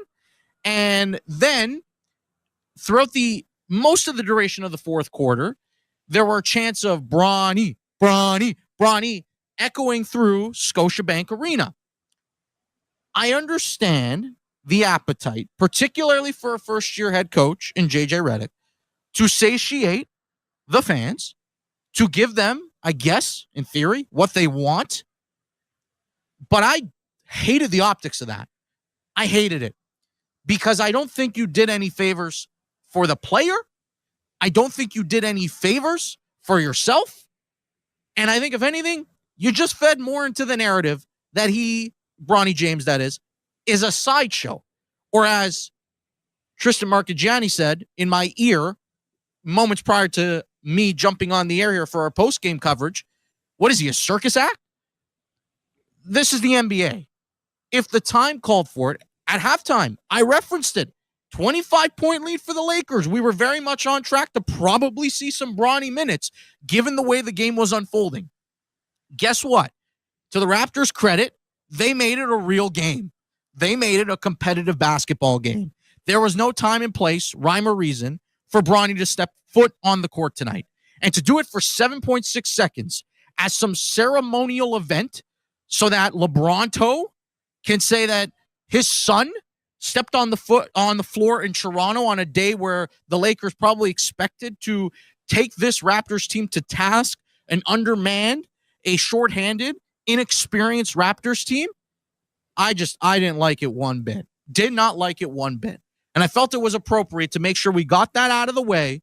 And heck, if any of you want to also chime in, please feel free to do so. Whether it relates to Bronny or LeBron, this entire Lakers experiment. I do have some good things, some positive things to say, in fact, about the Lakers, about JJ Redick in particular. But I just really, really despise the way that this situation unfolded tonight, the way it was handled. And for what? A cheap pop, as they would say in the wrestling business. A cheap pop. Congratulations. Whoopee. I can tell you, I thought in watching Bronny work out pregame, go through his routine, I actually think he's a hard worker. You could see he's got a genuine desire to improve and to work at things. But at the same token, stop putting him in these perilous positions that just depict him as some kind of, charity case, that he has a spot on this roster because his name is James. We all know it, but you don't got to feed into it. That's just the truth of the matter. And I would, again, encourage everybody to chime in, join the conversation, 590-590, include your name and location if you wish to discuss the Raptors, or you want to also comment on Bronny and LeBron and the Lakers situation. We can definitely mix that in throughout the duration of our pregame show. I promise we will get to some Raptors-related topics here. We'll dive in to RJ Barrett, Grady Dick and company, the way they performed tonight in what was a very, very impressive, resurgent second-half effort from this team as they managed to close the gap from 25 all the way down to not just single digits, but at one point, and obviously the final score reflects it, all the way down to 6, making it a really competitive game. In the meantime, let's hear from the head coach of the Toronto Raptors, Darko Rajakovic, at the podium following his team falling to 1-5 tonight against the Lakers. Can't win many games when you give up 76 in the first half.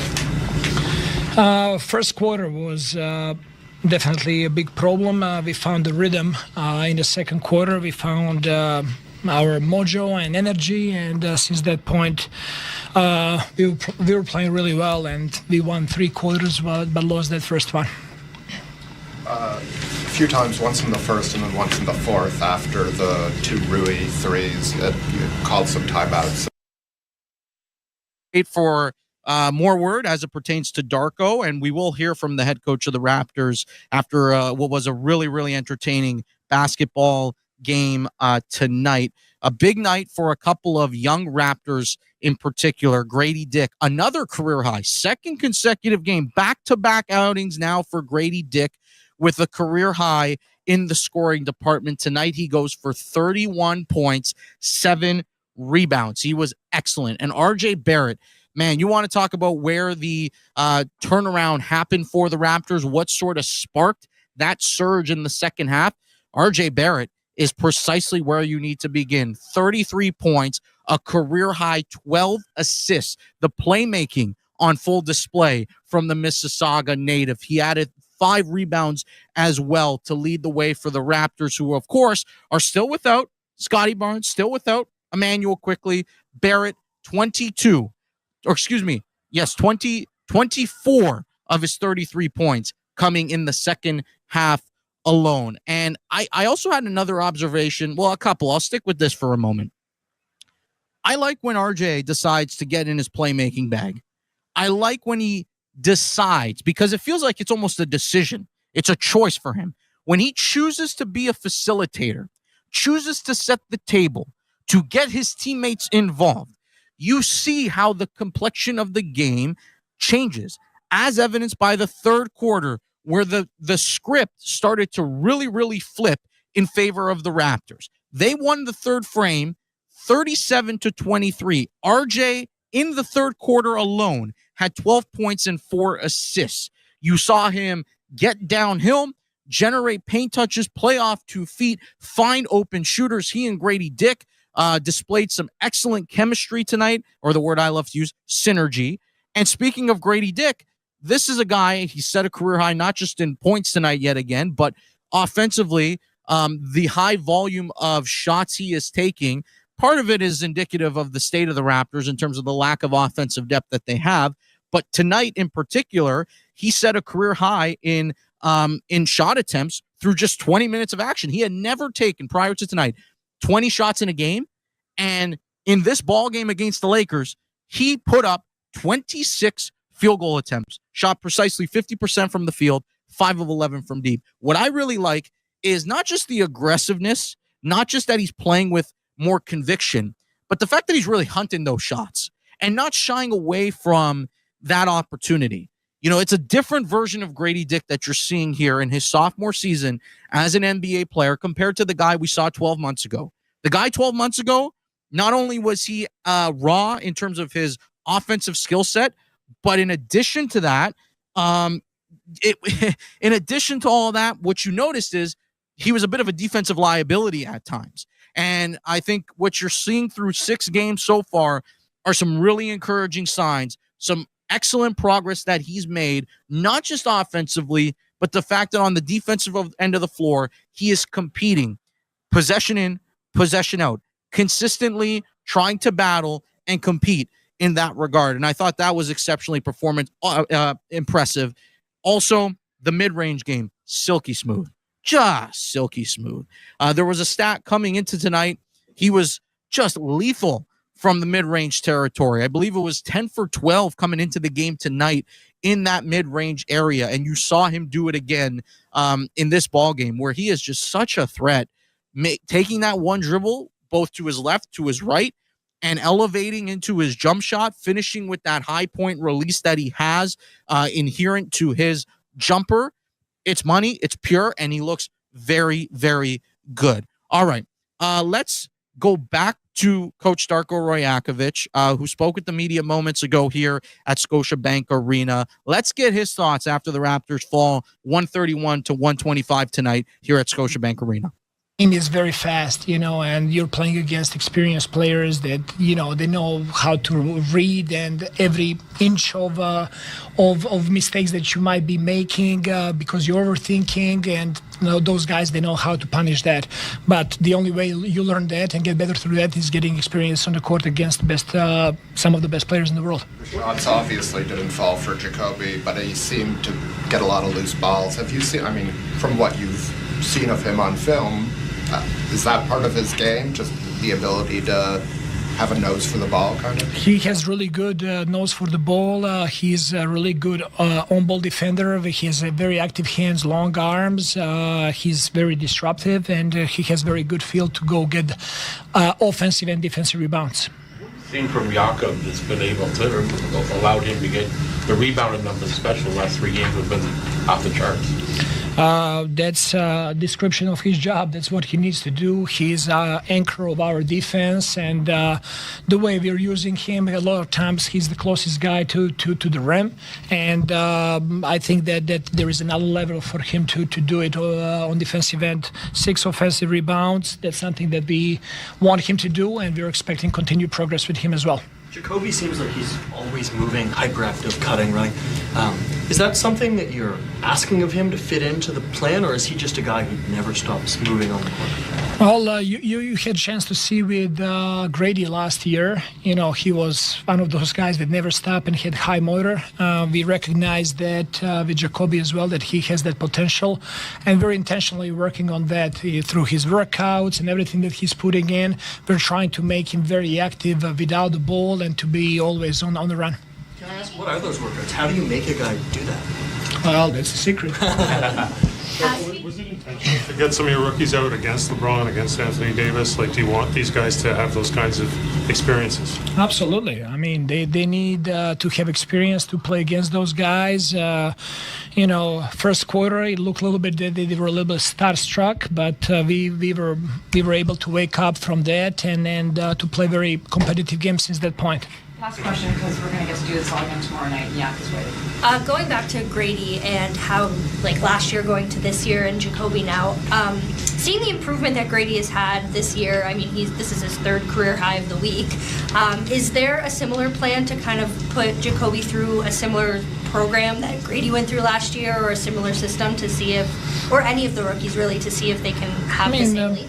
Yeah, every player is different. With every player, we have specific plan. What's the best for him and how they can best fit needs of our team. So yes, there is a plan for all of them.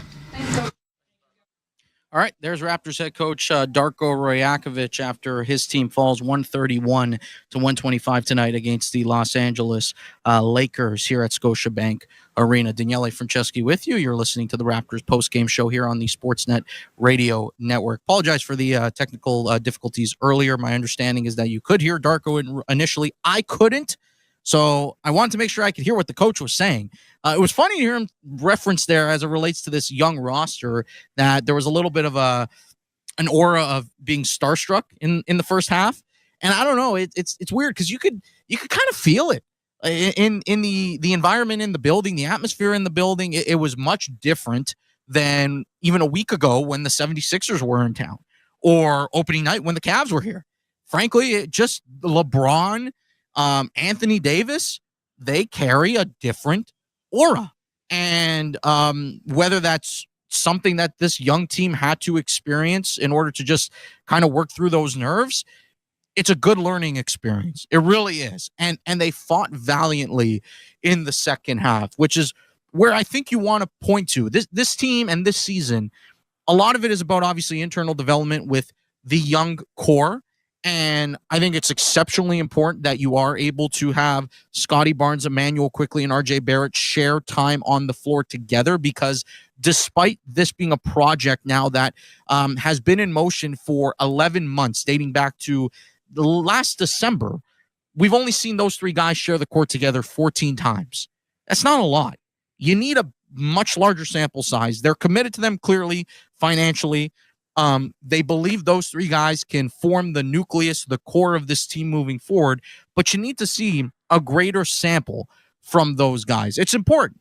It's also encouraging, though, to see the likes of Jonathan Mobo, Jamal Shed, Davion Mitchell, Grady Dick, of course, guys like that occupy bigger roles than they might typically do when the likes of Barnes, Quickley, and Barrett are all in the lineup together. It's just this is a really good learning opportunity for a lot of those players that are either in their first NBA season, rookies in this league, or in their first season regardless with the Raptors. It's a great opportunity to figure things out and potentially take advantage of the minutes you're going to earn in this rotation under Darko Rajakovic. I also wanted to touch on, let's start with Jacoby Walter. I have another take that I wanted to throw everyone's way, and I think it's interesting because there's one player on this team that feels really indispensable, and who knows what these games would look like without the particular individual I'm going to reference in a few moments. But before we do that, let's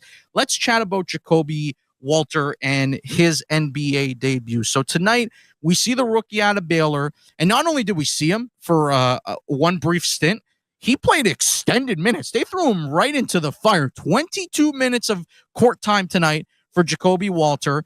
He was 1 of 8 from the field, 0 for 3 from deep, went 3 for 3 at the charity stripe, finishes with 5 points, 6 rebounds, and we saw him on the floor to close the game. Clearly, he's one of the guys that offers at least some offensive upside for a team that is desperately lacking in that area. Consistent offensive production outside of the likes of RJ Barrett and Grady Dick. Jacoby Walter feels like he's going to have an immediate opportunity to fill that void. He is a guy that in college, despite playing just 1 year at Baylor, proved he's a 3-level scorer, dynamic scoring threat, a guy that is going to shoot the ball at a pretty reasonable degree from beyond the arc. And this is a Raptors team that particularly struggles with stretching the floor. They don't have a lot of guys that are high volume or necessarily even high percentage three-point shooters apart from Grady Dick. That's RJ Barrett's given you so much these last couple games in terms of his contributions from three-point range. But I don't know that you can bank on him being a guy that's going to make 3 or 4 triples a game. That's just not necessarily in his DNA. And so Jacoby Walter, as he continues to get his feet wet, get more comfortable and acclimated, I expect him to be a guy that's going to come off the bench and be a consistent scoring threat for this team. I liked a lot of what we saw from him tonight. Although he struggled with his shot, you were still seeing him consistently engaged on both ends of the floor after what was a bit of a timid start. He was a little bit tepid to start the game, and I think that's understandable given it's his first time stepping on an NBA court. Remember, this is a guy that didn't play in the preseason at all, but you saw him record an incredible block on Rui Hachimura. You saw him make hustle plays, diving for loose balls. You saw him setting up his teammates, second chance points, just doing a little bit of the dirty work and making the hustle plays that put him in a position to impact the game. And he provided a spark for this team off the bench, and I was relatively pleased and impressed with what we saw from him tonight in a game where they desperately needed somebody to come off that bench and make an impact. The free throw disparity in this ball game tonight was rather noticeable. The Raptors were 11 for 13 at the stripe. The Lakers had 41 free throw attempts. 41 to 13 was the free throw discrepancy tonight in this basketball game. Were some of those reputation calls? Probably. But in fairness, the Raptors also, in the first half, I will say, specifically, didn't do a very good job of maintaining their discipline on the defensive side of the ball. A lot of silly fouls, a lot of dumb reach-ins. And it's a product of also being a young team. But you got to kind of find a way to eliminate those mistakes, because you can't bury yourself like you did tonight, 25 points down at the break, and then have expectations of trying to get back in a ball game. It's difficult to do. Hats off to them for finding a way to make this competitive, but you don't want to be in that position every night. Brian from Toronto, he writes in on the text line. And again, 590. Feel free to jump in and join the conversation as you wish. Brian writes in, Grady Dick, talk about a great start to his second year. RJ Barrett was awesome. The Raptors at 1-5. I had originally projected them to win 31 games. With injuries, this team probably won't reach that, but it's okay. The team has to build through the draft. The Jays and Leafs can get free agents, but NBA players don't often sign here. I think that's fair. I think, we all understand what this season is necessarily is about. I think you just want the product to be watchable and enjoyable. And I think tonight, if you tuned in the first half, probably a rough product to watch. But if you watched this team perform, if you consumed the 24 minutes that were played in the second half, you probably came away and were, I don't want to say encouraged, but appreciative of the way that they fought, the way that they battled. And I mentioned this at halftime. Those first 5 minutes of the third quarter, coming out of the locker room at the half, were probably going to be incredibly instructive in telling us what the tenor of this game was going to take. And the Raptors came out and they put their foot on the gas and said, let's get after it. We're going to compete. We're not going to shy away from this challenge. And that's exactly what they did. They were much better. They clamped down defensively in the third quarter. They were aggressive on the glass, limited second chance opportunities, which had killed them in the first 24 minutes. And then you had your main guys be your main guys. RJ Barrett gets going. Grady Dick gets going. You get a spark from Jacoby Walter. Jakob Poeltl does his thing. And before you know it, it's a ball game. I mentioned Jakob Poeltl. And so tonight, I had the privilege of watching the game up here in the press gondola with Blake Murphy and Matt Bonner. Of course, our incredible hosts of the Raptor Show. You can catch them weekdays, 11 a.m. to noon Eastern on the Sportsnet Radio Network and Sportsnet 360, as well as Sportsnet Plus. So we were watching the game up here together. Great experience, by the way. Very cool to be sitting alongside a former NBA player and just kind of hear him dissect the game and how he sort of his perception, his perspective as somebody that's been on the court in these situations. That was pretty fascinating to witness that, sit here and have that opportunity, the privilege of being in his company to watch an NBA game. But I think we were sitting here, we're watching this unfold, and it was clearly the first half didn't go well. And I think we were all kind of curious. What was the reaction going to be like? How are they going to respond? And I think you learn a little bit about a team with the way that the Raptors responded. They're on their home court. They're in their own building. This Scotiabank Arena tonight was littered with Laker fans. It was exceptionally loud anytime LeBron touched the ball or stepped on the court, subbing back into the game. And you could have easily packed it in. Called it a day and said, you know what? We got a back-to-back tomorrow. Sacramento, Vince Carter's jersey's going to the Raptors. Could have easily packed it in. But that wasn't the case. They responded with tremendous energy, toughness, grit. And I think that's a testament to Darko Rajakovic. I really think it's a compliment to him, because whatever the message was at the halftime break, clearly his team came out motivated and inspired and played a really good half of basketball. And hopefully that's something for them they can carry into their matchup against Sacramento tomorrow night. Something else we touched on as we were sitting here and watching the game, and I mentioned this to Blake. I said, man, where would the Raptors be without Jakob Poeltl? Like, there are moments where it's difficult to watch right now because they are such a young team, because they have so many guys that are just getting their feet wet, and a core that is exceptionally young, also injured at the moment.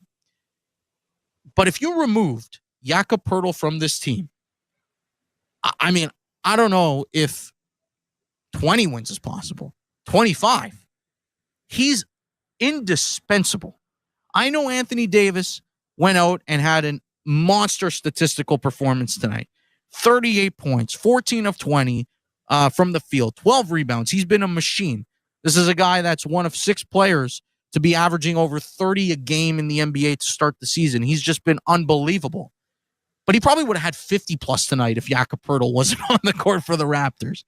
Poeltl did his thing. He held his own. 19 and 12 tonight. 6 assists, 3 block shots, 9 of 14. And it's not just about the counting stats either. It's about how they utilize him. There really is, in my estimation, Scotty's this team's best player. RJ Barrett has moments where he looks like he can be this team's best player. But Jakob Poeltl might be their most important cog, because without him, they're lost. They have no depth. And the way they utilize him, it's exceptionally challenging to go find somebody that can fulfill that same role. They just don't make players like that. It's hard to find him. What he does on the defensive end, protecting the rim, rebounding. What he does offensively, he's one of the premier screen setters. And I know that's just a joke stat, a screen assist, whatnot. People kind of scoff at it. No, but in reality, truthfully, he makes an impact with the way he sets screens, with the way he rolls to the basket. We saw Anthony Davis tonight utilized extensively in Princeton action where they're setting up high splits. Jakob Poeltl, very similar in terms of the way the Raptors like to utilize him, getting him those touches at the elbows to initiate offense. You're not going to be able to slot in, clearly, at Bruno Fernando or any other center that you're going to find on the trade market that is going to provide you with that same level of consistency and production. And he deserves to be recognized for it. We can quibble with the trade from a couple years ago. We can quibble with the contract and and how it sort of grades out. We can quibble with the timeline. But I can assure you of one thing. If this Raptors team is going to go anywhere within the next 2 seasons even, maybe 3, Jakob Poeltl is going to be a part of it. You're going to need him to be a part of it because it's difficult to replace that kind of player. It just is. It really is difficult. There are plenty of guys that can fill it up and score the basketball. There are good facilitators, good floor generals out there, but centers that do what he does are difficult to come by. And I don't necessarily think that he gets enough credit at times. Kobe from Toronto writes in on the text line, the Raptors are looking way better this season in terms of chemistry on the court. They're getting good looks in the paint from Boucher, Mobo, but especially Jakob Poeltl, who's working his tail off. The young guys like Mobo, Shed, Mitchell, Grady Dick, all looking comfortable on both sides of the ball and making right plays. Jacoby Walter in his first NBA game looked very comfortable with ball movement. Grady has been working hard on his game throughout the offseason, and it's really showing. Thank you to Kobe from Toronto. Couldn't agree more. The National Basketball Association on SiriusXM. For a full list of games and channels, go to SiriusXM.com/NBA schedule.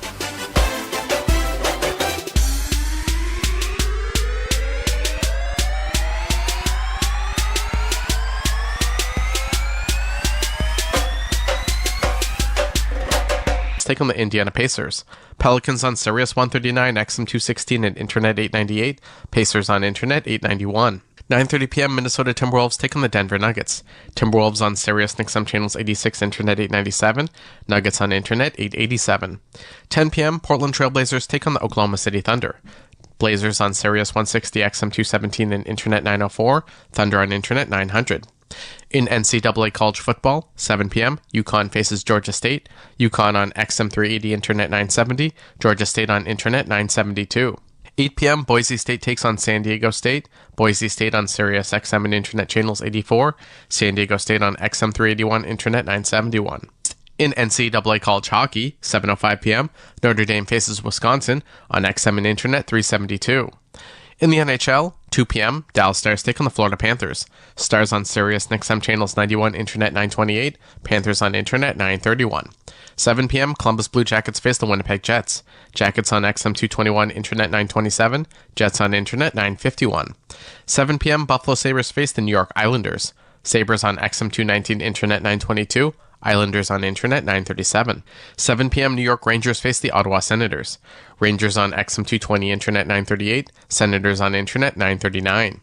8 p.m. Minnesota Wild take on the Tampa Bay Lightning. Wild on XM 222, Internet 933. Lightning on Internet 945. 9 p.m. Calgary Flames take on the New Jersey Devils. Flames on Sirius XM channels 91, Internet 923. Devils on Internet 936. In the NWSL at 9:30 p.m., Portland Thorns FC take on Angel City FC on Sirius 161, XM 201, and Internet 963. I'm Frank Trachtenberg with your Sirius XM sports schedule for Friday, November the 1st. All times are Eastern, and please remember, all games, times, and channels are subject to change. Check SiriusXM.com for the latest updates. In MLS, 7:30 p.m., Charlotte FC takes on Orlando City SC on Sirius XM and Internet channels 157. 9:30 p.m., Colorado Rapids face the LA Galaxy on Sirius XM and Internet channels 157. In the NBA, 7 p.m., Cleveland Cavaliers take on the Orlando Magic. Cavs on Sirius XM channels 86, Internet 885. Magic on Internet 901. 7 p.m., Detroit Pistons face the New York Knicks. Pistons on Sirius 119, XM 213, and Internet 888. Knicks on Internet 899. 7 p.m., Charlotte Hornets take on the Boston Celtics. Hornets on Sirius 106, XM 212, and Internet 883. Celtics on Internet 881.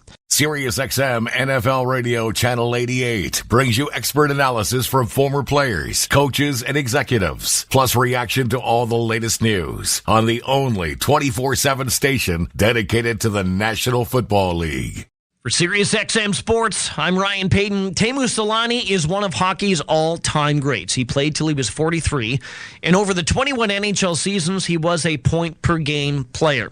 Among his accomplishments, he was a 10-time All-Star, a Rocket Richard Trophy winner, a Stanley Cup champion, and he won the Calder Trophy as Rookie of the Year in 92-93, and what a season that was. He was 22, he was playing with the Jets, and in North America for the first time.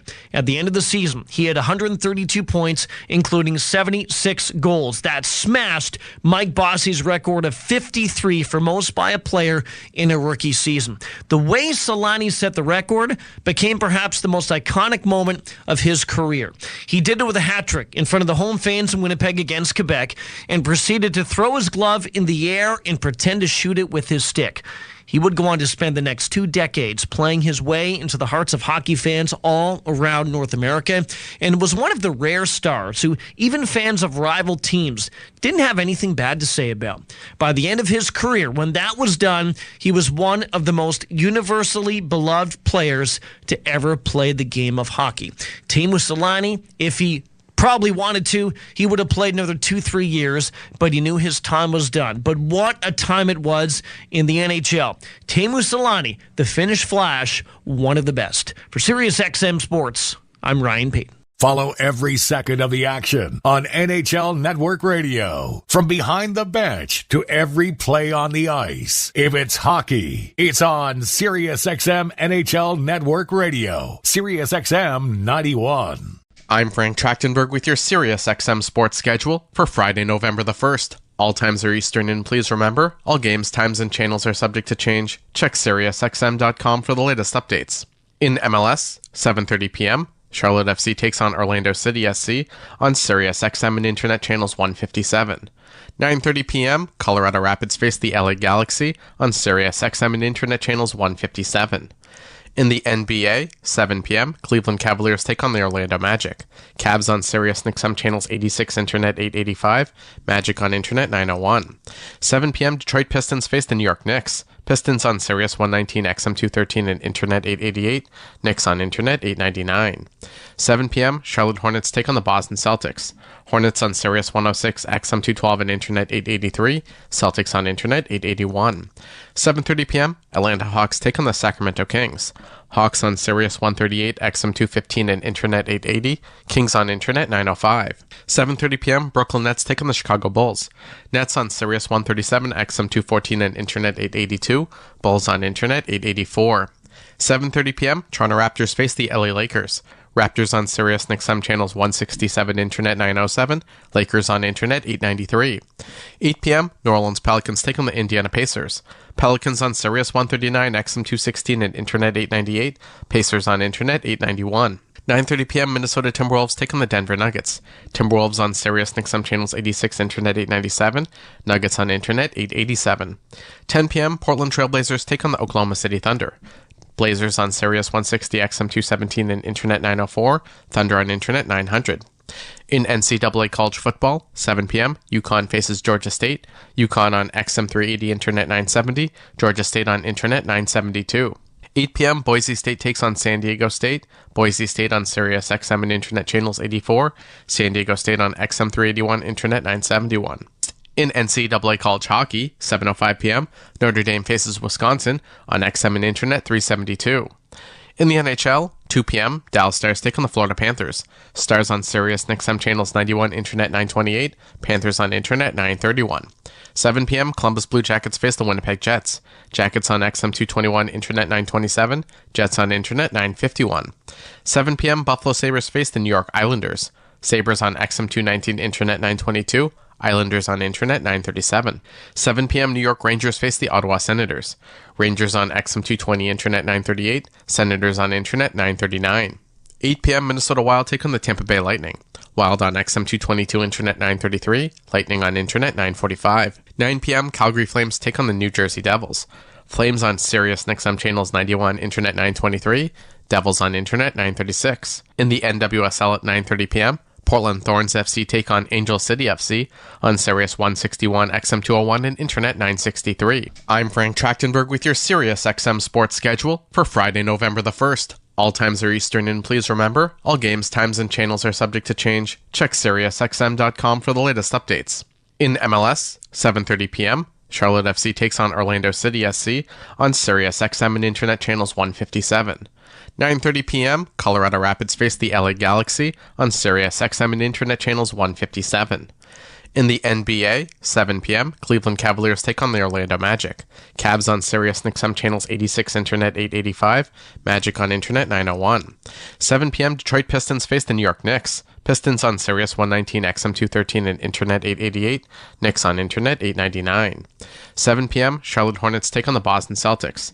Hornets on Sirius 106, XM 212, and Internet 883. Celtics on Internet 881. Hear it all on demand. Your favorite shows, your favorite games. Don't miss a second of your favorite SiriusXM programming on demand with the SiriusXM app. Download it now for free.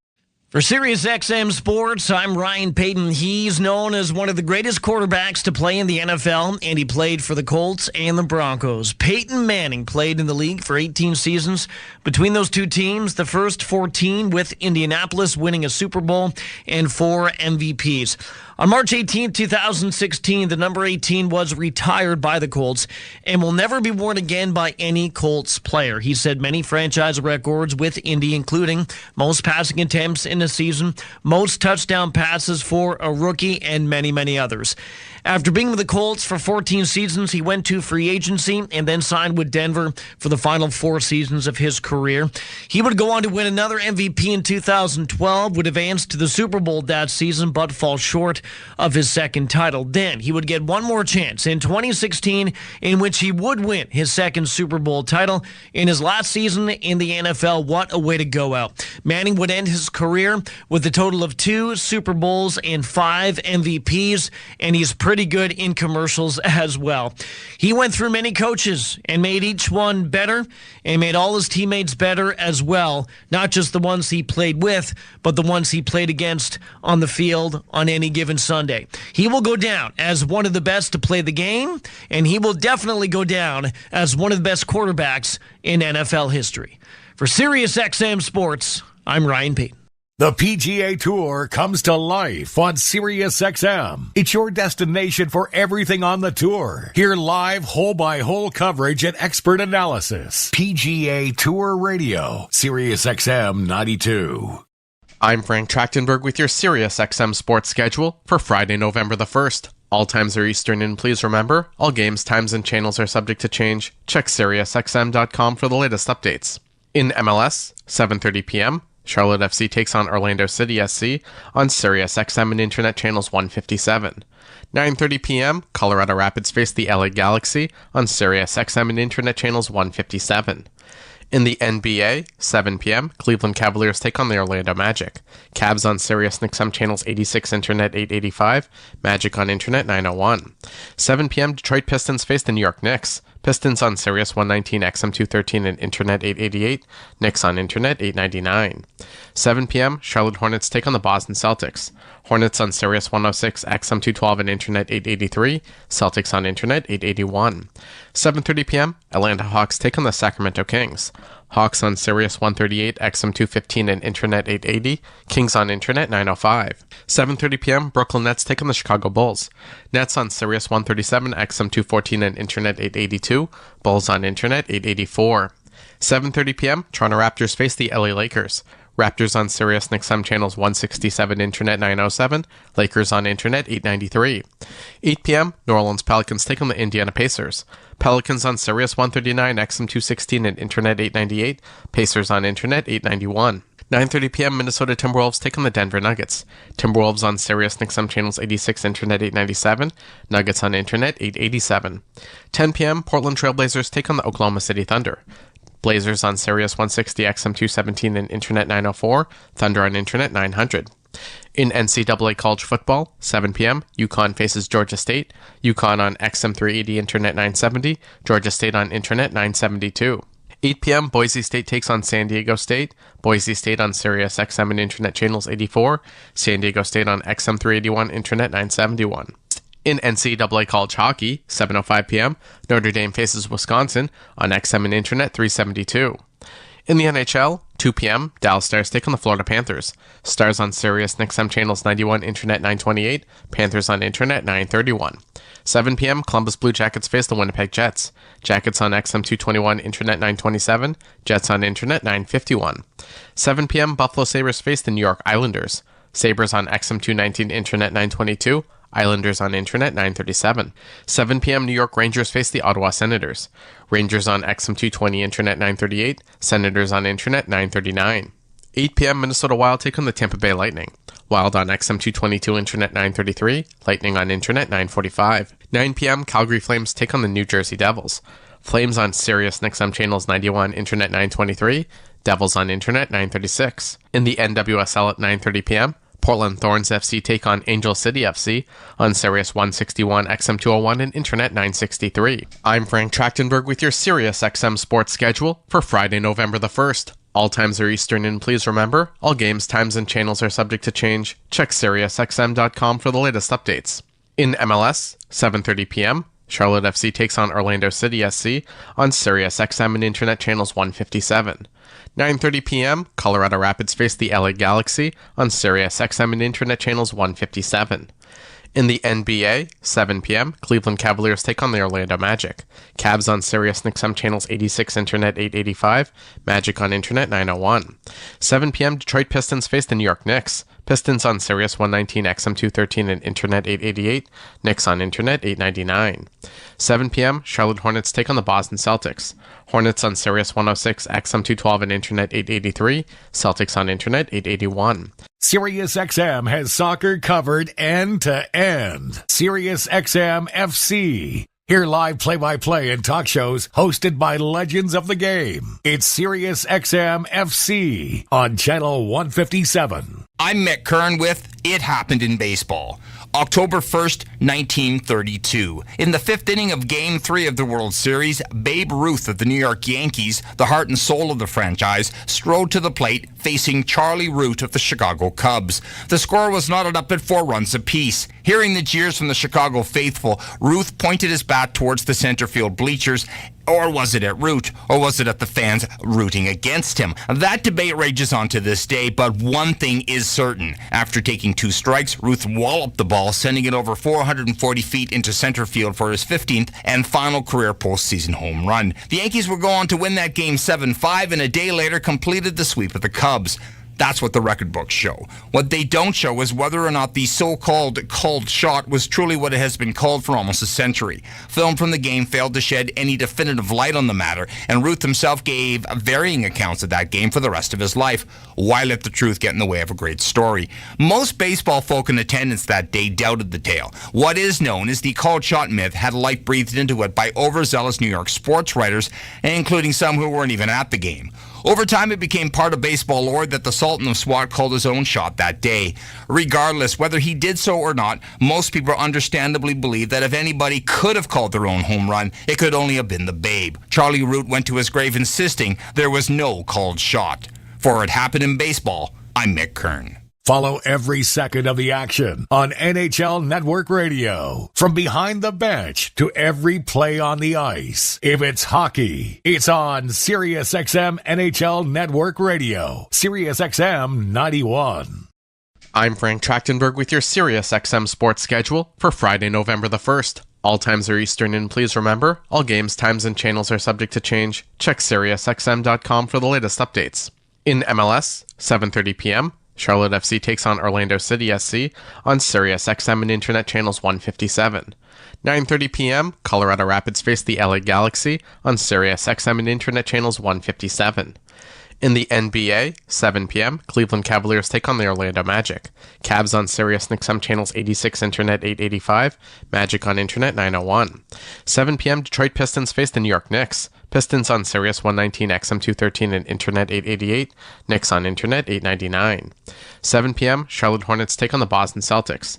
Hornets on Sirius 106, XM 212, and Internet 883. Celtics on Internet 881. 7:30 p.m., Atlanta Hawks take on the Sacramento Kings. Hawks on Sirius 138, XM 215, and Internet 880. Kings on Internet 905. 7:30 p.m., Brooklyn Nets take on the Chicago Bulls. Nets on Sirius 137, XM 214, and Internet 882. Bulls on Internet 884. 7:30 p.m., Toronto Raptors face the LA Lakers. Raptors on Sirius XM channels 167, Internet 907. Lakers on Internet 893.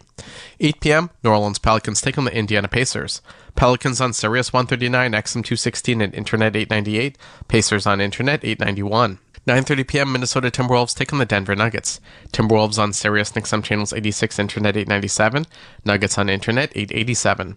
10 p.m., Portland Trailblazers take on the Oklahoma City Thunder. Blazers on Sirius 160, XM 217, and Internet 904. Thunder on Internet 900. In NCAA college football, 7 p.m., UConn faces Georgia State. UConn on XM 380, Internet 970. Georgia State on Internet 972. 8 p.m., Boise State takes on San Diego State. Boise State on Sirius XM and Internet channels 84. San Diego State on XM 381, Internet 971. In NCAA college hockey, 7:05 p.m., Notre Dame faces Wisconsin on XM and Internet 372. In the NHL, 2 p.m., Dallas Stars take on the Florida Panthers. Stars on Sirius XM channels 91, Internet 928, Panthers on Internet 931. 7 p.m., Columbus Blue Jackets face the Winnipeg Jets. Jackets on XM 221, Internet 927, Jets on Internet 951. 7 p.m., Buffalo Sabres face the New York Islanders. Sabres on XM 219, Internet 922, Islanders on Internet 937. 7 p.m. New York Rangers face the Ottawa Senators. Rangers on XM 220 Internet 938. Senators on Internet 939. 8 p.m. Minnesota Wild take on the Tampa Bay Lightning. Wild on XM 222 Internet 933. Lightning on Internet 945. 9 p.m. Calgary Flames take on the New Jersey Devils. Flames on Sirius XM channels 91 Internet 923.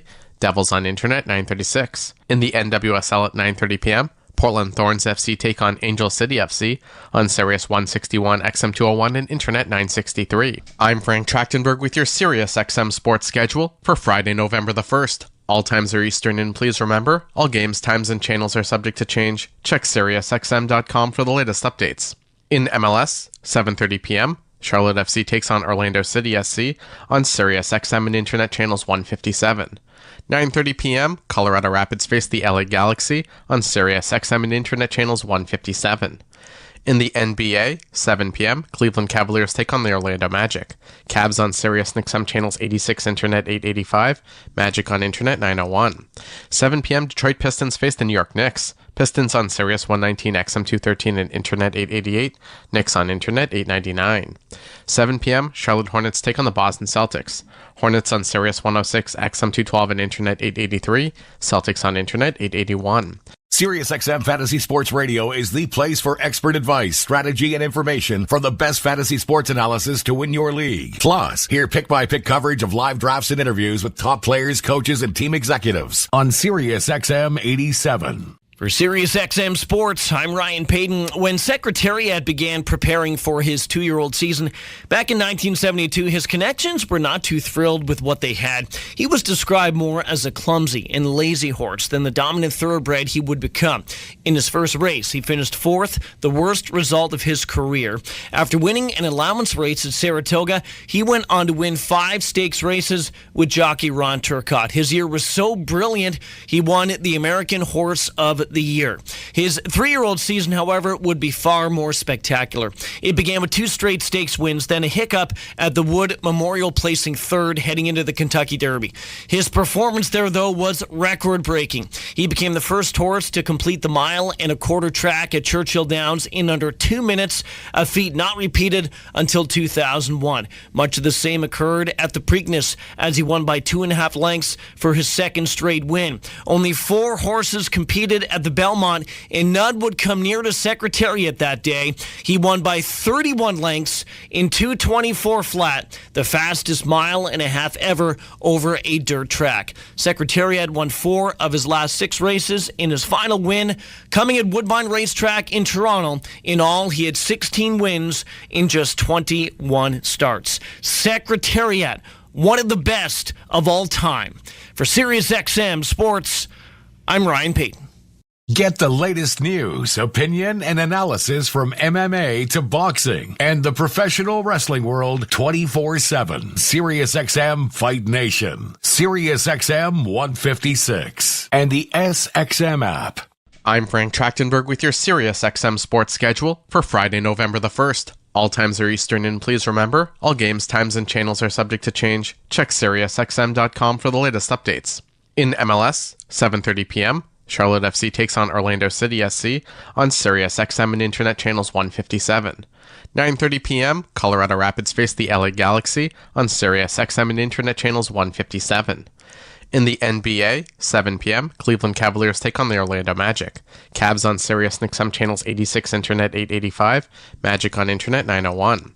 7 p.m., Detroit Pistons face the New York Knicks. Pistons on Sirius 119, XM 213, and Internet 888, Knicks on Internet 899. 7 p.m., Charlotte Hornets take on the Boston Celtics. Hornets on Sirius 106, XM 212, and Internet 883, Celtics on Internet 881. 7:30 p.m., Atlanta Hawks take on the Sacramento Kings.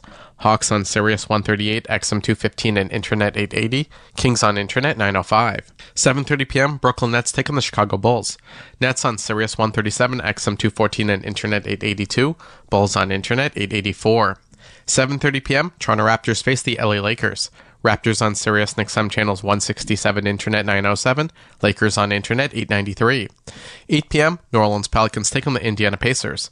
Pelicans on Sirius 139, XM 216, and Internet 898, Pacers on Internet 891. 9:30 p.m., Minnesota Timberwolves take on the Denver Nuggets. Timberwolves on Sirius XM channels 86, Internet 897, Nuggets on Internet 887. 10 p.m., Portland Trailblazers take on the Oklahoma City Thunder. Blazers on Sirius 160, XM 217, and Internet 904, Thunder on Internet 900. In NCAA college football, 7 p.m., UConn faces Georgia State. UConn on XM 380, Internet 970, Georgia State on Internet 972.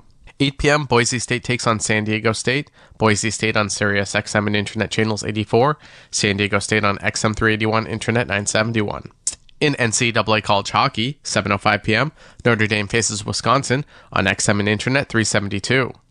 In the NHL, 2 p.m., Dallas Stars take on the Florida Panthers. Stars on Sirius XM channels 91, Internet 928, Panthers on Internet